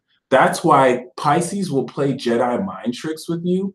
And before, like 3 thoughts in to what you're about to say, let's say I was about to think subconsciously, oh, I'm fat and therefore I'm undesirable. 3 minutes before that, Pisces will have already seen in the future that you're about to feel that. It's weird. And they'll start to say before that, hey, I like that you're fat. You look beautiful. And start to make you feel good about it, just to counterimpose it. Sagittarius, Capricorn, Aquarius, and Pisces have future sight, all right? Aries, Taurus, Gemini, and Cancer, we're tapped into the present. So everything the first zodiac signs see is tapped into the present. Like we're so in the now. The last 4 zodiac signs are in the future. So everything they see is what's about to happen. Not everyone lives in the same time zone. That's why we have to get rid of this notion in time. Cancer, Virgo, they kind of focus more on the past. But all these upper echelon zodiac signs are literally like 3 minutes in the future. Like all the energy they're intaking, all the visions they see, it's what's about to happen. That's why seeing a Gemini and a Pisces talk together is literally magical. It's like we kind of start to Sagittarius and Gemini too, and Virgo and Pisces. It's like we're unifying the present and what's to come. So Pisces, you're going to really start to notice a lot of how you mobilize and are influenced heavily by your social circle. Okay? You want to make sure you don't corrupt this power by controlling people to do your whim, but you also call people out that try and control you, because there could be a lot of peer pressure that occurs. But we have the star card for you, so this is going to help a lot of you. Some of you Pisces are going to have instant fame, and it could be infame. It could be infamous. So make sure it's the right type of fame. A lot of recognition here. Some of you Pisces are going to go through some like drastic change where you have so much more followers than you can handle. It's not a bad thing though, because whatever the tower brings out of focus, the star card is going to renew. So it's going to be really great. But just be mindful, because a lot of your wildest dreams are going to come true, but you want to make sure it's for the right reasons. Does that make sense? You definitely don't want to make sure it's like with impure intent once again. So thank you guys for tuning in. I do have the judgment card for everyone. This is the super psychic power awakening that you've been waiting for. All right. Real G's move in silence. We're defining greatness. So when you start to awaken these supernatural abilities, you better tell nobody. You better tell nobody. You better. You imagine you think that there's a covert intelligence agency. Now, whether there is or not, I'm not sure. This is all imagination. This is all speculation. But just pretend there's a covert intelligence agency that wants to study your supernatural power so that they can one day use it against you, or even worse, steal it from you. So start to think in the terms of, who can I trust with this side of myself? Imagine if you had an alter ego, right? And it's like, if you were Superman or Clark Kent, who can you trust with your identity as Superman? You can't trust everyone, because there are people who are like, you know what I'm saying? What's his name? I forgot the antagonist in Superman, but they can exploit Lex Luthor or something. They can exploit like your identity. Who can you tell? A lot of you, this is the awakening. And the reason why the awakening is happening now is because, or the unlocking is happening now, is because the awakening happened before. We went through the Piscean car wash that has now allowed us to fully expose this, okay? So embrace this awakening that occurs. And in order to prime this, the homework that I have for you is to watch Lucy or Limitless. And if you had the NZT pill, if you had limitless powers, what are 10 things that your homework for tonight is? If you had limitless power, what are at least 10 things you would do? What are 10 things you would do? And then look at those 10 things and ask yourself if it's of integrity. So don't hold back too, like let it out, because you're going to release it. Anything that's not of integrity, you have to release or change. So don't edit yourself, okay? Some of you would do some disgusting or foul stuff if you had limitless power, and embrace that insecurity. Let it out. Write it down. And then after you write it down, ask yourself, are you willing to change it? Just so you appear very intent. And this is where we'll end the broadcast. Yeah. I forgot to talk about the Spirit Police and a little bit of World War Zero, because the Invisible Empire is starting to show their face. You have the Galactic Federation, sponsored by Aquarius, and the Invisible Empire with invisible agents that astral project and cloak their presence, sponsored by Pisces and Neptune. But regardless, I'm going to pull the cards for Super Chat, and this is where we will end the broadcast. So thank you guys very much. I intend, hope, and wish that this week is amazing for you. And y'all stay blessed. Glad we could do another transit talk. And Chad Taylor, we're going to start with you. Chad Taylor, the card we have for you is the Death card. So you are definitely transforming and shedding the last bits of energy that has been blocking you from harnessing your full power, okay? Allow anything that ends to end naturally and just really, be at peace with it instead of being at odds, okay? Nicole White, I've never felt so magical in my existence. That's amazing. That's a really good sign that you're evolving well. You're starting to be more aware of the magic. And we have the Lovers card. So this magic you're feeling is going to attract your soulmate, your twin flame, all right? It's going to really set you up right now in this transit to be with someone who counterbalances your feminine energy and you can sexually engage with. So have fun. Wow, chicka, wow, wow. This is a choice you're going to make, okay? BL, thank you for tuning in. We have the Eight of Cups. Definitely be willing to walk away from that which does not serve you. You're going to find yourself seeking and searching for deeper. So definitely embrace that. Star Power Blue. We also have the Eight of Cups for you as well. You are going to really, I don't want to say experience a bit of disappointment, because it's less about experiencing disappointment and it's more about doing right for yourself. You're definitely in a situation that is exposing a whole lot of more that could be had for you. And if you have to leave a certain place, walk away from a relationship or a job, that's necessary, okay? Under the Mystic Moon, we have the Tower card for you. So the Tower card is talking about anything that is not stable with integrity in your life is going to just break away. Any and everything that is not true to you is going to completely break off. But thankfully, we have the Star. So any upheaval you go through will be renewed, and it's purely meant for your greatest good, okay? Moonbay. We have the Ace of Cups for you. And for Allie, we have the Queen of Pentacles. So I see this ace coming from the Queen. This is definitely speaking of brand new connection and love birthing for you. I see this more as a psychic breakthrough for you. And for Allie, it's definitely speaking of greater management with how she allocates her resources, all right? Shannon Southard, the card that I have for young Zion is the Mother card, the Empress, all right? There's a lot of abundance and unconditional love that he can tap into, provided that he also opens up to beauty. Now, I did pull the Tower. I hope he's not. This is an unexpected pregnancy combo, but I don't think that's the case. The Empress is really just speaking of great beauty and abundance that is going to allow him to experience greatness. All right.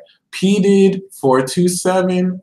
Very, very grateful for the donation. We have the Death card for you. So this is going to really help you transition from this old faceted part of your life very, very, very positively as well, in very healthy ways that will also bring a lot more enlightenment to you and really help you resolve long-standing issues that were hard to.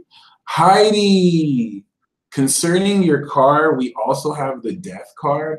So this is going to really kind of suggest throwing away the whole car. If you're in a situation that doesn't seem like it's going to end it on your own and just kind of be done with it in a certain sense, okay?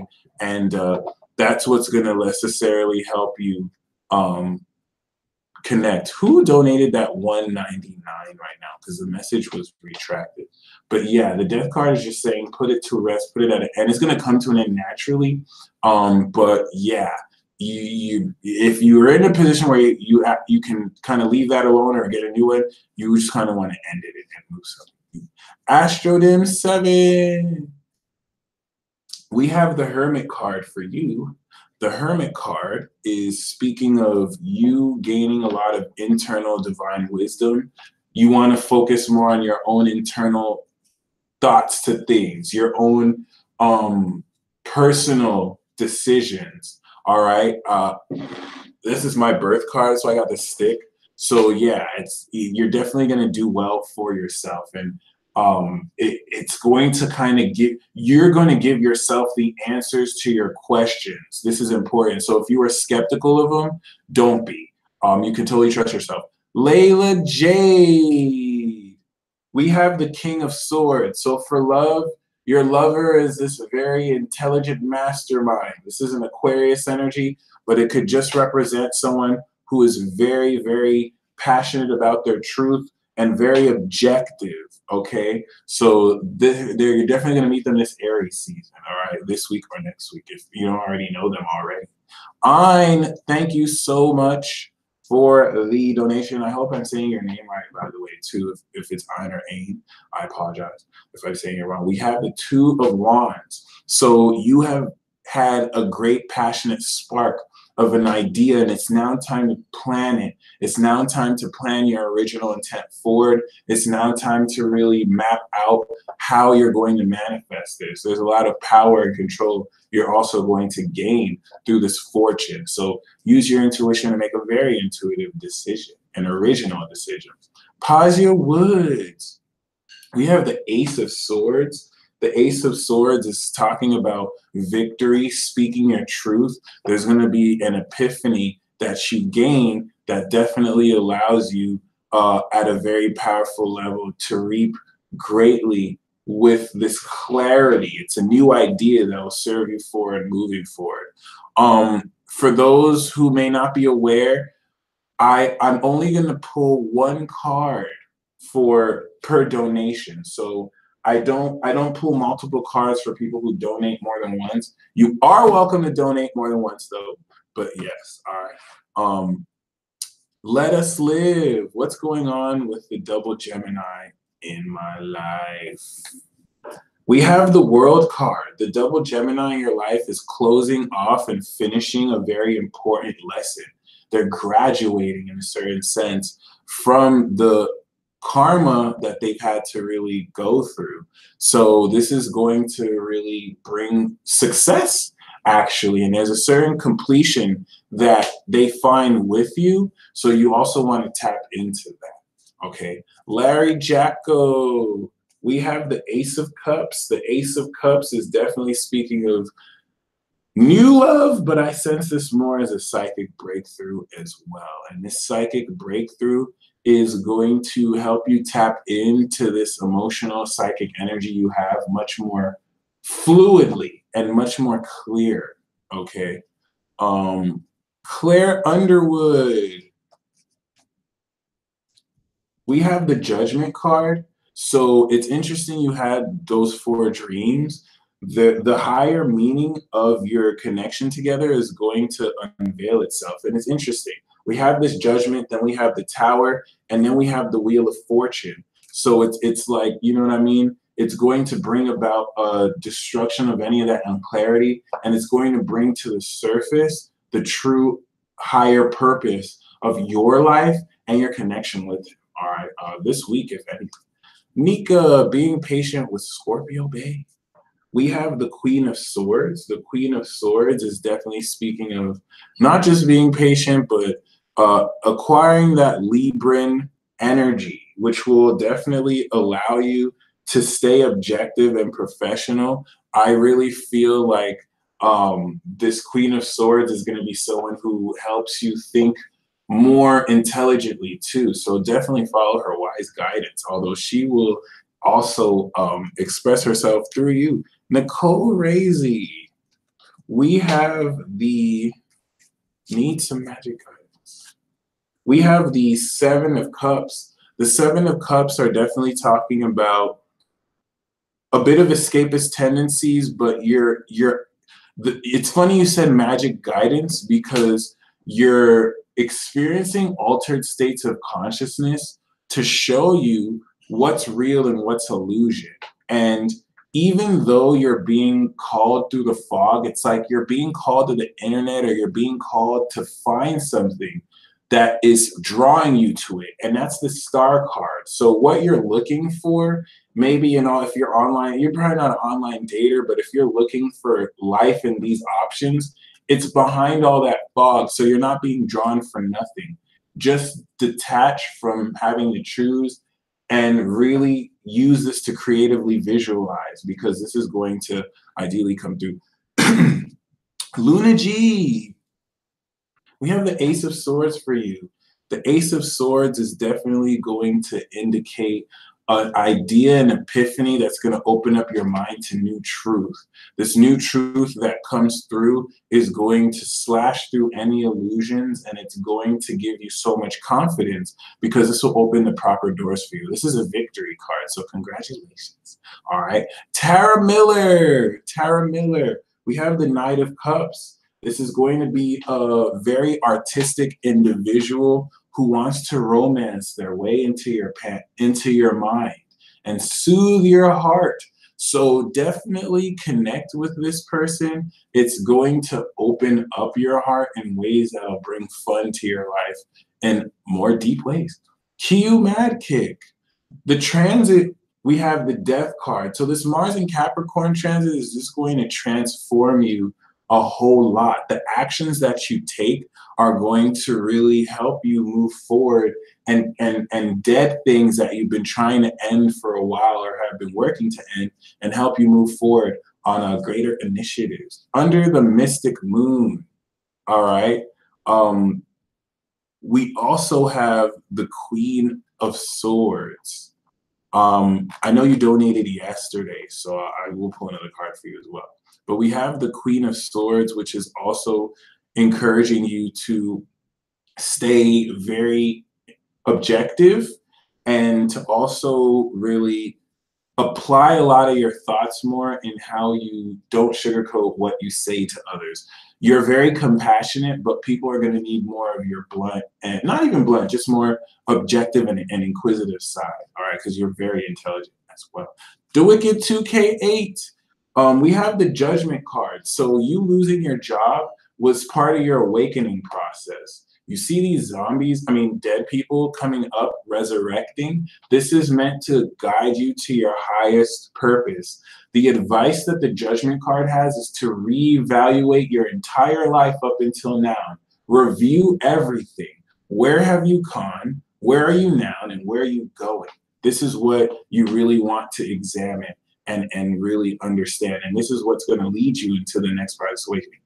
Dia Velasquez. Diavolo Quasar. Sorry if I said that wrong. The card that I have for you is the Death card. So the reason why a lot of people are getting the Death card is this Mars and Capricorn transit. The Death card is definitely speaking of things continuing to end in your life. This is that metamorphosis for you. And the transformation, which will be a little painful, will ultimately be rewarding and very powerful. Okay. Obi! Nebby, I've been stabbed in the back by a girlfriend and my boyfriend. No, am I gonna get through this? We do have the Tower card. So this is going to strike lightning. Oh, thank God. This is gonna strike lightning, and it's just going to bring a lot of upheaval with this Mars and Capricorn transit. Things are just gonna kind of fall out of place, but everything that falls out of place, Obi, with the Star card is going to renew. Like, it's going to be a little bit chaotic, but the chaos is in your favor. So you are going to get through this, but just kind of know your footing is going to be a little less stable. And it's not you, it's things that are just going to fall apart around you so that it can build greater renewal. So it's ultimately a good thing, thankfully. But yes, you will totally get through this. The stabbing of the back was to reveal things now before you entrusted them with greater stuff later, okay? Joey Faye, what's good, man? We got the King of Wands. The King of Wands is definitely speaking of you really being more bold in your presence. You're very powerful, and you can express your strength by being more independent.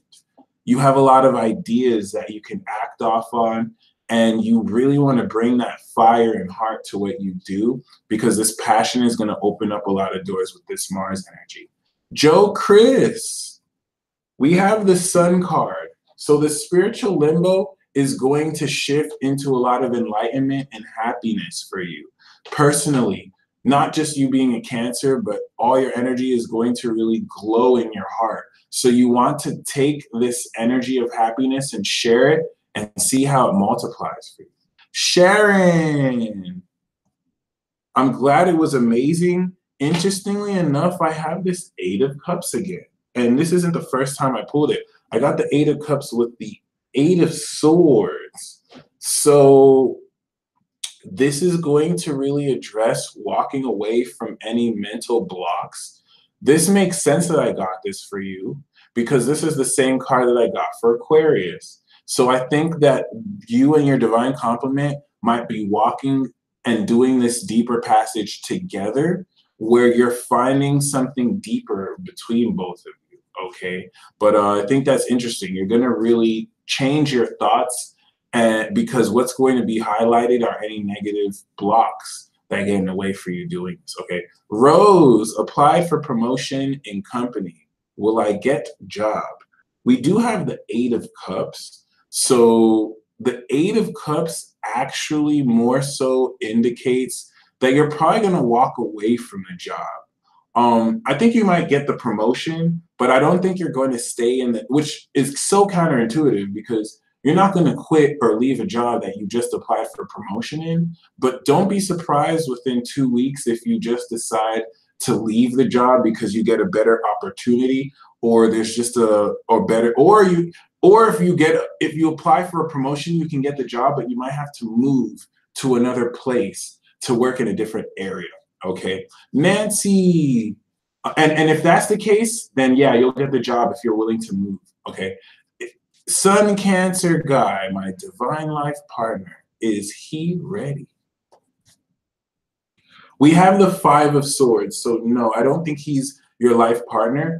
Even if he was, he's not ready, because he has a scattered mind. The oppositions to Cancer are making him very emotionally sensitive. So it's just going to make it very hard to connect, because he may be dealing with, or may be very antagonistic and just arguing with you and everyone else. So this is not bad. It's more temporary. Right now, it's probably not the right time. Sunshine B, we have the Death card for you. So the Death card is facilitating great transformation. Heather Holland, no worries. We have not pulled your card yet. Okay. The Death card, Sunshine B. Actually, Heather, you're about to come up, which is interesting.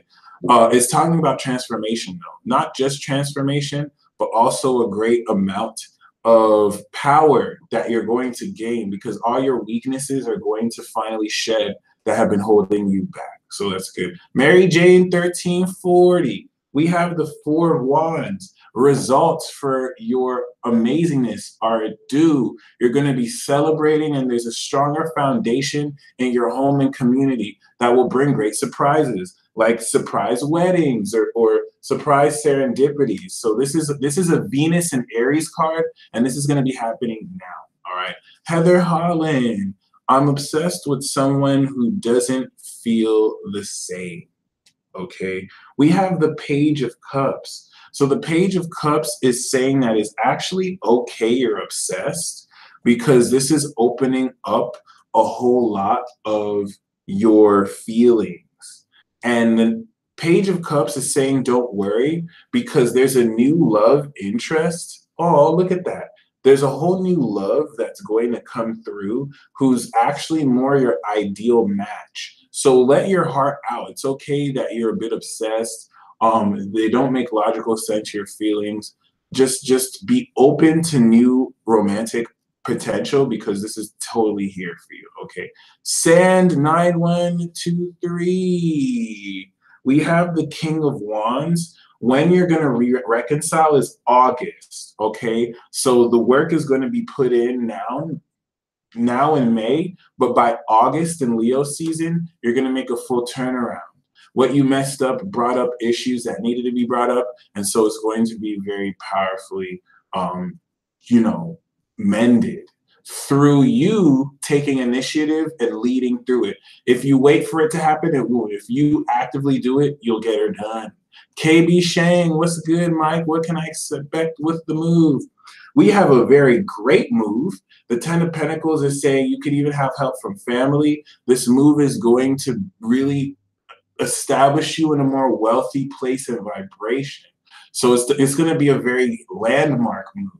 And it's saying that you should also call upon your ancestors, which seems really weird in a certain sense, but you really want to evoke their energy, or any relatives that can help you with the move too. Rose, is my guy hiding something from me? If so, what could it be? We have the Two of Swords. So yes, the Two of Swords is the card of holding back one's heart. So your double Virgo is not hiding anything bad. We have the Ten of Swords here. He's just indecisive. Your double Virgo guy that you're with does not know whether or not to surrender certain thoughts. Like, he doesn't want to say how he really feels because I think he feels it's going to be damaging, maybe to your ego. So he's just keeping objective, and he's just keeping, you know how Virgo wants to say how they really feel, but they know some people can't take it, but he feels like he really needs to say it. So if he's not even really hiding anything from you, he's just holding his heart back.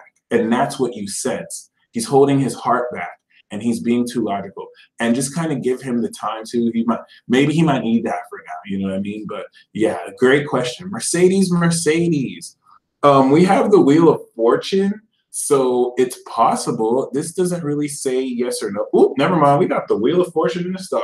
So if you have a strong feeling you're going to marry a dentist, carry forth that luck, because you have luck on your side. Regardless, the Wheel of Fortune and the Star is saying that luck is going to shift so well in your favor. You're going to have renewal. Your luck's going to turn for the better, and then you're just going to have a series of great events happening. All right. So, I mean, put in that intention. But this is less about the dentist, and it's more about, you know, things shifting positively. Think positive so you can take advantage of this. You're supposed to connect with your destiny. So really think about what you're meant to be doing, and it's going to flow well for you, all right? And the Star card is going to bring your ideal location. Katrina Brown.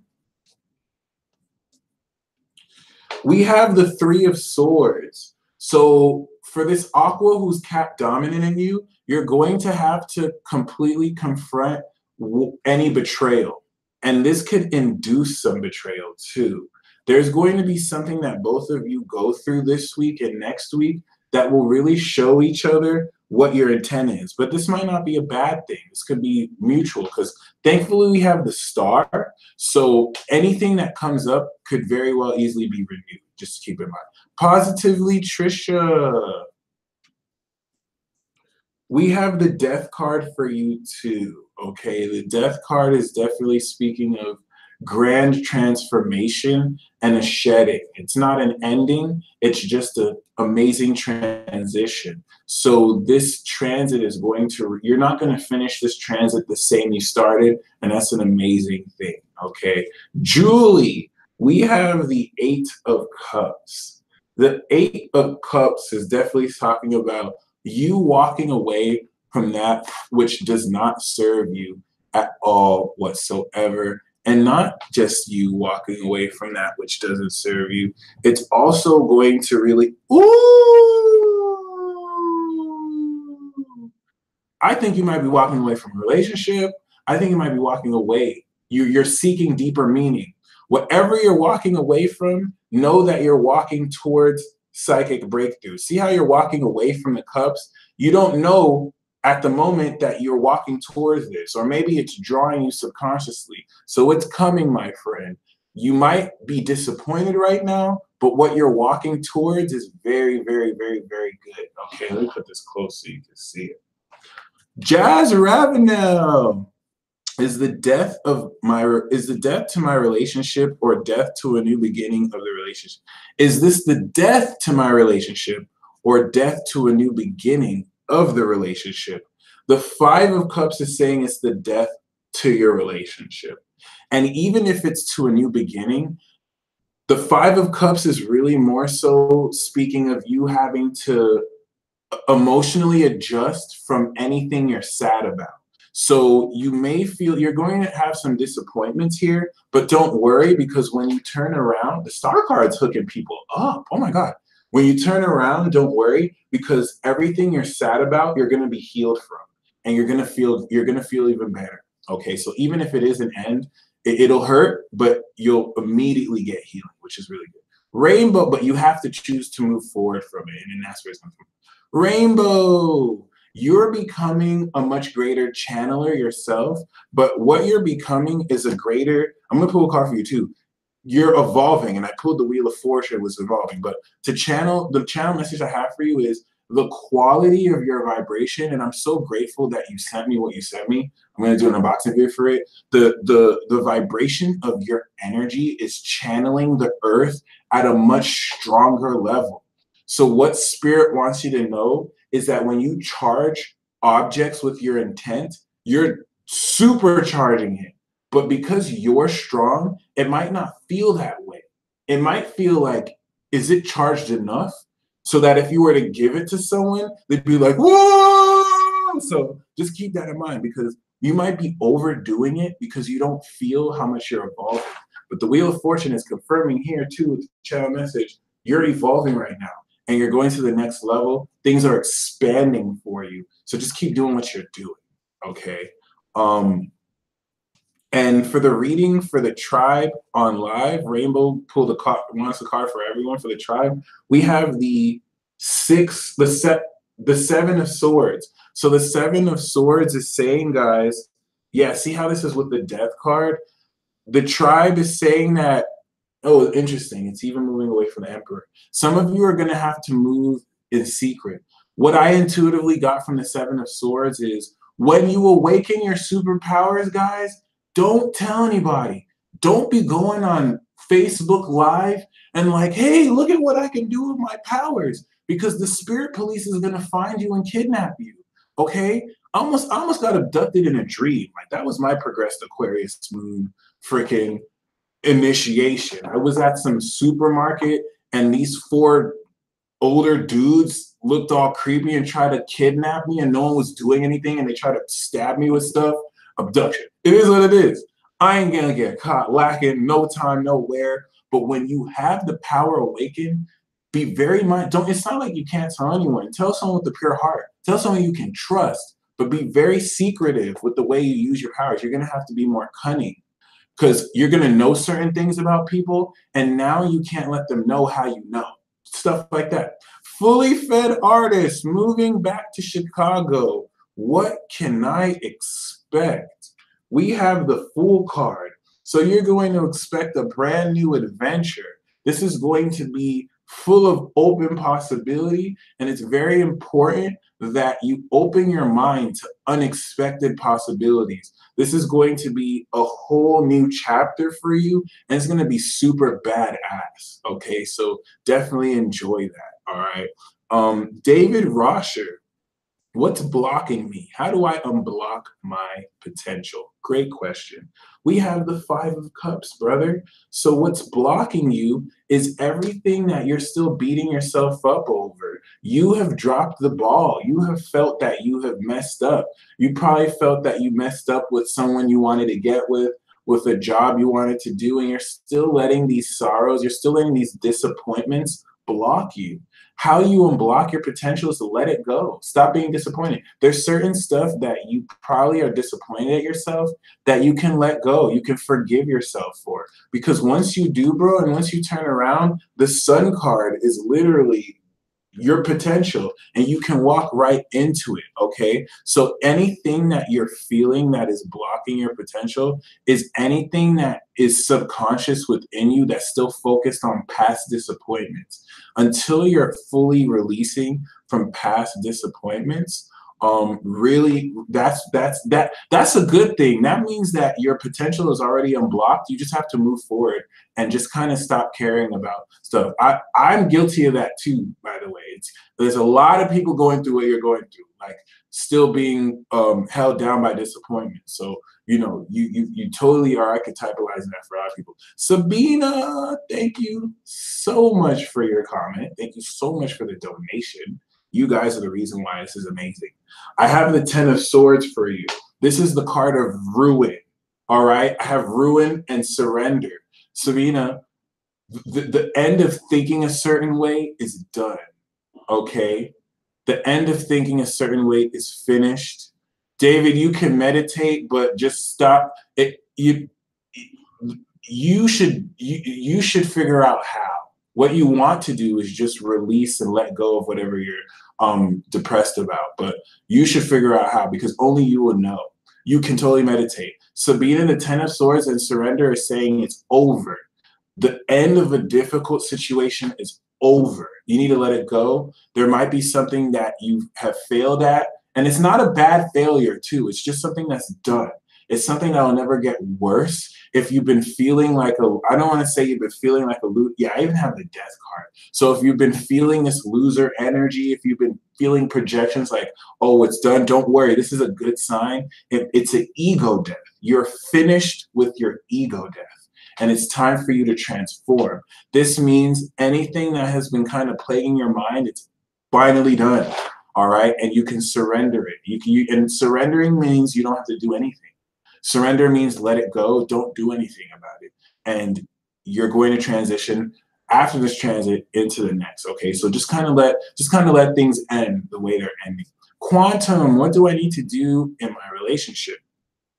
We have the Nine of Wands. The Nine of Wands is all about perseverance and not giving up, because see, we have the Ten of Cups. So you're very close. Just keep working hard at being present. The Nine of Wands is saying that you want to have perseverance and not really give up when the going gets tough. In other words, just keep on doing what you're doing, because you're this close to breaking through into a lot of bliss where you and your partner are even more happy together with each other. Parita Patel. Thank you, Carrie. Parita, we have the Emperor. The Emperor is definitely speaking of meditation ciphers. Great idea. The Emperor is definitely speaking of the presence of somebody who is very powerful. I like how it came with the Tower and the Empress. So this could be a relationship that sparks. The Emperor is wanting you to be disciplined and to take more control of your life. But I really feel like this is somebody who's going to be that presence in your life and kind of give you some direction. Miss Leo, Scorp Aqua.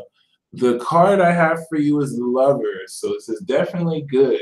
Miss Leo, Scorp Aqua, there's a choice that you have to really connect very romantically with somebody who has the hots for you. It could even be the one. So the reason why it's a choice is you don't have to do it, but it's definitely going to be an open and good door for you. So you definitely do want to take advantage of this. This could be a twin flip too, and it's going to be fun. Love Goddess, we have the Eight of Cups. So what you need to know the most about is it's time to seek something deeper. Your soul is going to really isolate you from stuff that is just useless to you and is distracting. All right. Thank you, Super Angry Koala. Really appreciate it. And just be willing to walk away from that, which is really more distracting and just takes you away from your soul's purpose. You're going to gain something so much greater. Shanny B. Jones. All right. Soul Blueprint Light Coaching available. If you don't mind, please type in the live chat what that Soul Blueprint Light Coaching is and where we can get it. We have the King of Wands. So this coaching you do is really good. You're a leader. The King of Wands is saying you want to embrace this entrepreneurial spirit you have because the decisions you're taking are taking you forward. You just need to be on top of it. You need to keep that passion burning. And this is also going to be someone in your field or someone, a colleague of yours who you can work with, and your air can balance out his fire, although you have fire too with the Aries. Mary Jane's husband, Jeff. The card that I have for you is the Three of Swords. So Jeff, this transit is going to be tough on you. This transit is just going to put you in situations where your heart feels betrayed. We're going to get to the root of your heart's core issues so that you can break through. There's victory, but you have to go through any fears that your heart has. And this is going to actually show you you're stronger than you ever thought, okay? But it is going to have to deal with certain trust issues that fully bring themselves out to the open, okay? Mary Jane 1340 has pulled for anyone who needs a card. So I'm going to pull an extra card for everybody. And the extra card that I have for everyone or someone who is just about to ask is the Seven of Cups. The Seven of Cups is speaking of creative visualization, but we have the Queen of Pentacles here. It's like you're being drawn by this queen, and it could seem like you're moving forward into an illusion or fog, but don't get lost into the choices that are really just more fool's gold. You want to be focused on the goal of what it is you're looking towards. Use any such altered states and unclarity to your advantage and creatively visualize. Delphina Soul, the cosmic message that we have for you is a tower. The lightning bolts of consciousness are going to strike down and reveal that which has been fraud in your life so that you can make the proper decisions moving forward. I love the Tower card because it just brings stuff into more reality. You just have to be willing to adapt. So embrace what kind of goes up into upheaval and know it's for your greatest purpose, okay? Brooke Jones, we have the Eight of Cups. The Eight of Cups is also encouraging you to seek deeper. You're going to be walking away from stuff that you just don't feel anymore. And if you have to end certain projects or friendships, that's totally a green light to do so, okay? So walk away. Super Angry Koala, we have the Seven of Pentacles. So this retrograde especially is going to encourage you to reevaluate. Take patience, be a little bit slower in what you do, and just peep game. Everything that happens, assess what's going on, your money and financial situation, save your money, and really see what plans you want to make moving forward. The long-term approach and investment that you take stock of situations during this period will be the greatest thing you could ever do, okay? It's going to help you so much. Barbara Griffith, thank you for the donation. We have the Four of Wands. Your energy is definitely very vibrant. Even if you're not feeling vibrant right now, your spirit's on point. Oh my God, your spirit is so on point. We even have the Ten of Cups. So this is going to manifest out into bliss. You and your whole family, you could even get a new relationship if you're not in one. This is talking about a lot of happiness and success and celebration. So congratulations, okay? B, thank you for the donation. We have the Fool card for you. The Fool card is saying prepare to come on another adventure. We even have the Four. I even split the deck. I got the Four and the Ten of Cups for you. So this new phase for you, B, is going to bring everything you've ever wanted, okay? Especially if you came from a difficult phase. If you have to take a risk and do something new and go somewhere new, take that risk. Jump off that cliff. Just don't die. But yes, definitely, take that risk and go on that new adventure. Healing Elements. The card we have for you is the Lovers card. So there's going to be a great romantic opportunity that definitely opens itself up for you to be in a position to connect with a soulmate. That's definitely going to be very powerful for you. Svetlexia, got you. I'm gonna do your card right now before I forget. So Healing Elements, just keep that in mind, okay? Like you want to really open up to this opportunity to love. It's gonna really rev up your creative juices. Svetlexia, your guardian angel. We have the guardian angel. So your guardian angel is going to bring your soulmate to you. It's going to bring you and your soulmate together. See your guardian angel? Your guardian angel is like, change the question. So this is going to be amazing because it's going to set up a very romantic situation, you can trust it because it's from your guardian angel. Okay. Solar return.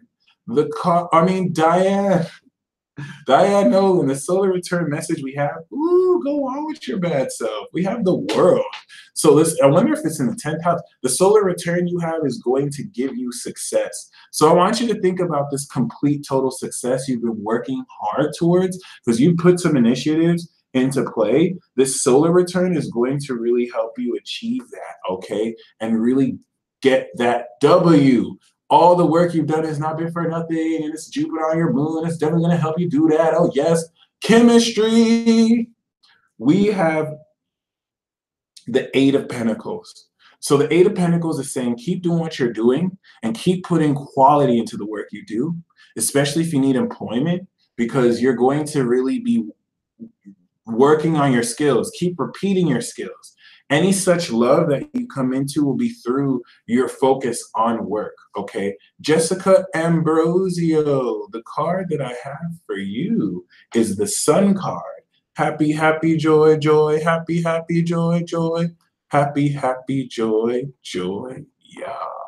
So definitely open up your heart to all of the positivity that you have the ability to harness, but this Sun card is going to happen to you. You're going to really come into a lot of happiness over the next couple of weeks. There's going to be a lot of serendipitous occasions. There's an enlightenment that's going to just help you share your happiness with others. Sweeter than honey 22.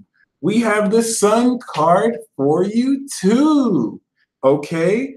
In fact, you're going to be so happy. People are going to be watching like, what are you happy? So there might be someone who you're wanting to catch their attention, and you can do this by just being happy within yourself and continue to be happy within yourself. When you're having fun, this is going to turn the heads of people who you probably wouldn't have expected to, because you're going to be so busy making more of your own happiness, okay? Azuri, miss you too. Thank you very much for donating. We have the Three of Wands, okay? The Three of Wands, I feel like I have to do a second card. The Three of Wands is saying make long-term plans now, because they're going to help circumvent anything or any upheavals unexpectedly happen. But your ships are coming in. The long-term plans that you're making are definitely going to very powerfully open up a greater level of energy within your ability to plan your steps moving forward. So definitely see the horizon. What is it you're ready to move forward on and do it, okay? Emily Beard. There's someone who donated $1.99, but they retracted the message. It was like this, so I don't know who did it. Emily Beard, we have the Strength card for you. Your inner strength is coming out more. Wow, you commented just when I pulled your card. That's amazing. And this is a testament of your inner strength. Your psychic ability is breaking out. You're going to experience the full extent of this psychic power breakthrough. So just know that you have the inner strength to go through any challenges you have and focus on what you're passionate about, because it's going to bring this out, okay? Susan Simmons, we have the Wheel of Fortune for you. So there's going to be an evolution and expansion. Hot diggity dog. We also, I just said hot diggity dog. We also have the Star. So any such evolution and expansion that's happening is going to lead to your wildest dreams coming true, but more so a renewal. I love the Star coming with the Wheel of Fortune, because this is very powerful. This is going to speak of not only a change of your luck for the better, but it's going to manifest an ideal situation.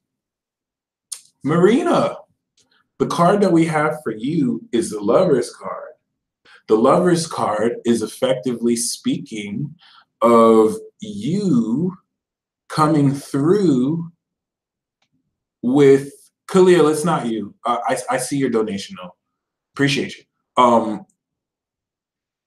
Marina, the Lover's card is talking about you getting some bow chicka wow wow love, okay? And not just some bow chicka wow wow love, you know what I'm saying? It's definitely you being in a position to connect with the soulmate in ways that bring out a whole lot of your positive attributes, okay? Empress Daisy, how much did you donate? Because I don't see you here. Let me make sure I didn't miss you. Yeah, I don't see you here.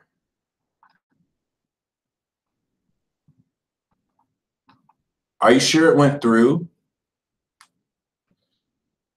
But yes, Marina, this is definitely going to speak of oh, okay. This is definitely going to speak of a very powerful level of not just connection and love, but also recognition. All right. We even have the world here. So this is going to be with someone who completes you and you're definitely soulmates from a past life or just you connect really well. Empress Daisy, we have the Five of Pentacles for you. So the Five of Pentacles is saying watch out about yeah, Margaret, I got your donation. So we got you. And thank you for the donation. Empress, the Five of Pentacles is saying, watch out about spending more than you can save, and just be mindful about how you're managing your resources because this sense of lack can kind of take over. Okay, so just be mindful of that. It's not so much a bad card; it's temporary. So just be more mindful of how the money flow is going now. Okay, Avery Crane, we got the Eight of Cups for you. So the Eight of Cups, which I think I've been getting for Virgo a lot, is really urging to walk away. But thankfully we have the Fool. So this is all about the spirit quest, Avery. This is Eight of Cups is all about making the spirit quest and seeking for something deeper. And this is going to inspire a new adventure where you really evolve and find the depths of your soul. So it's totally great. Okay. Tanya McDougal. The card that I have for you is the Strength card. So what you need to know is that this inner superwoman within you is breaking out. And you're going to really harness a lot more of your inner strength. And you can rev this up through focusing on what you're passionate about. Okay. And this is definitely going to help you. Justin O'Hara, happy early birthday, brother. The card that I have. Ooh, Marina, I have to interrupt here. Marina, the Lover's card is the card of Gemini. So I think that this is the Gemini that it's talking about. Thank you. I'm glad you brought that up. So yeah, if you're dealing with the Gemini, this is who it is. So the World card we got is both of you kind of taking your differences and coming together. Okay. Justin O'Hara, the birthday card that I have for you is the Judgment card. This is an awakening card. It's a Pluto card. So Justin, this is definitely going to speak of upheaval. This is definitely going to speak of things. This solar return is just going to bring everything that's false out of your life, and it's going to push you towards your higher purpose. You want for your birthday to just review your life up until now and just see where it's taking you. Okay, and you will be led to this too. It's just going to be so pronounced. All right, so happy early birthday. It's definitely going to be a powerful. Miss Sovereign Love Child. No problem, Marina. We have the Fool card, another great card. There's a greater adventure and phase you're starting on right now, which is in junction with this Queen of Pentacles.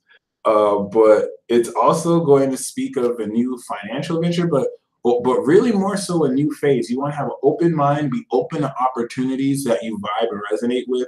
There's a lot of fun to be had through this. Brown Goddess, the card that we have for you is the Ten of Wands. So there's going to be a very positive element of success that you come through, but it's going to bring a whole lot of stuff on your plate. So in order to circumvent that, really be mindful of how you delegate this work. Okay, you're going to gain a lot of success from working through this work, but just make sure you don't get buried by it. Okay, and make sure you don't take on people's responsibility who they can do it themselves. Okay, it's 11 over here as well. Heather LaBarbara, love you, Heather. And happy early birthday as well. We have the Five of Pentacles. Okay, so this. Oh, Okay, we have the Five of Pentacles, so it's going to speak of financial difficulty to a degree. And this is not, it's less financial difficulty, and it's just a lot more you having to kind of gain more of your hunger. But we also have it with the Six of Pentacles. The Six of Pentacles is all about helping those, right? And any such kind of career path confusion or financial difficulty you will have assistance for that you can directly go to. The Mercury retrograde that we're having is going to change your mind about how you identify yourself so that by Taurus season, you'll not only know what you want to do, but there'll be certain opportunities that come up too. But certain opportunities you would have said yes to now, you're going to say no to later. So that's why for now, it's okay to be confused. Just really focus more on who you're becoming and what it is you want to do. Okay, which you might have an idea of, but just allow Mercury to go direct because this is what's going to move things forward personally for you. Jasmine F. Yes, you could totally move sooner. The King of Cups is saying be a bit patient with this. And we even have the Strength card, interestingly enough. I feel like you could be the Strength card influence, and the King of Cups could be someone who gives you insight on when to move. Now, for timing, the King of Cups is Scorpio, so it could be by November that you have the opportunity to. For now, just be a bit more compassionate and study how you feel. Not even about just moving. Study how you feel. The strength coming with the King of Cups is speaking of balancing your inner strength with your psychic maturity and wisdom. And this is what's going to allow you to make more wise decisions. Blizzy boy. Hell yeah. Transitioning into art. Heavy yeah. That's what's up. We have the Death card. So this is your transformation. The Death card is saying that, especially with the Hermit, you may get fired from your job. Like your spirit is like, let's do this art stuff. But your ego is like, we need a stability. So spirit might pull a 1-2 on you and just kind of have you lose your job like that. All right. And you on your own can end your job.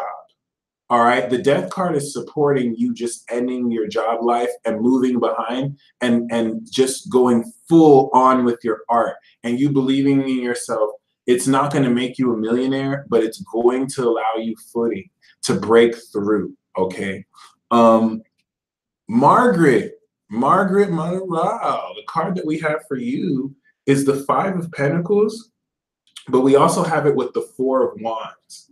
I love how I just instinctually knew it was going to come out with something positive. So any such financial difficulty or any such isolation, I feel for you, this is more loneliness you're going through. You're going to be met with a strong foundation. So right now, you're at the tail end of this isolation and just feeling alienated, okay? And now you're going to move it. This is a Venus and Aries card.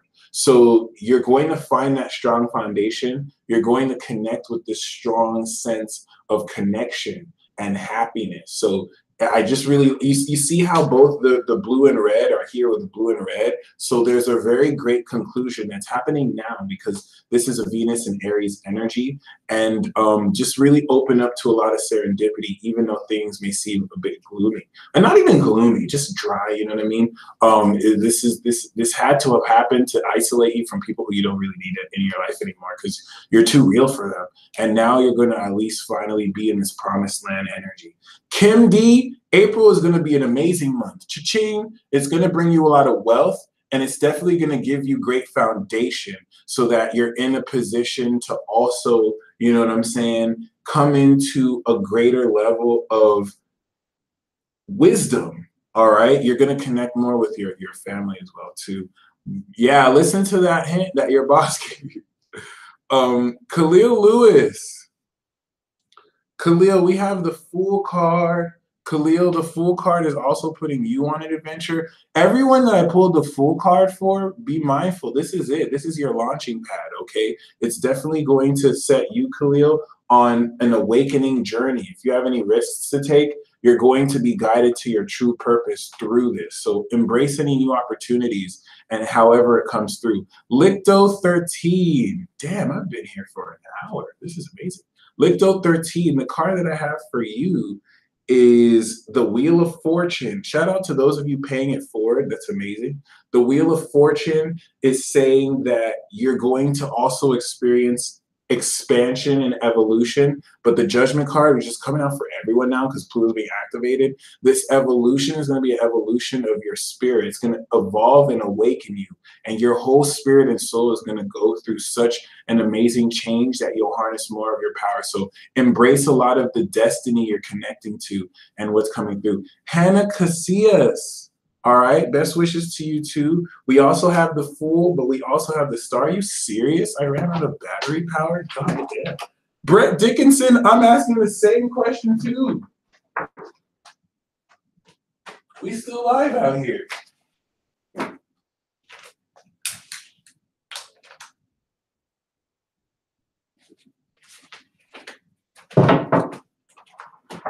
We're almost done now.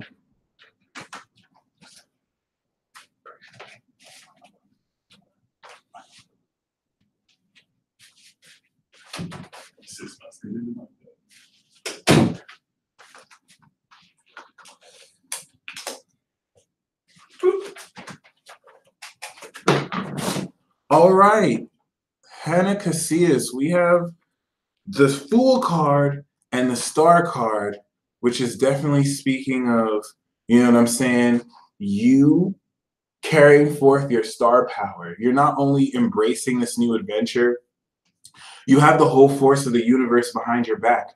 So really extend forth that optimism because it's going to work like a superpower.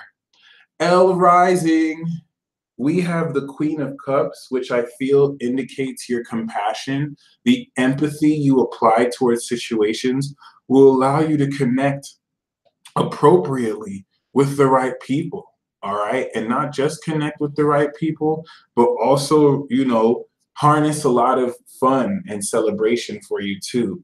Your answer to any situation is to connect empathically first, and this deeper exploration into your heart is going to bring out your psychic power. And there's a great serendipity with this Four of Wands as well. All right, Sierra Lewis, thank you so much.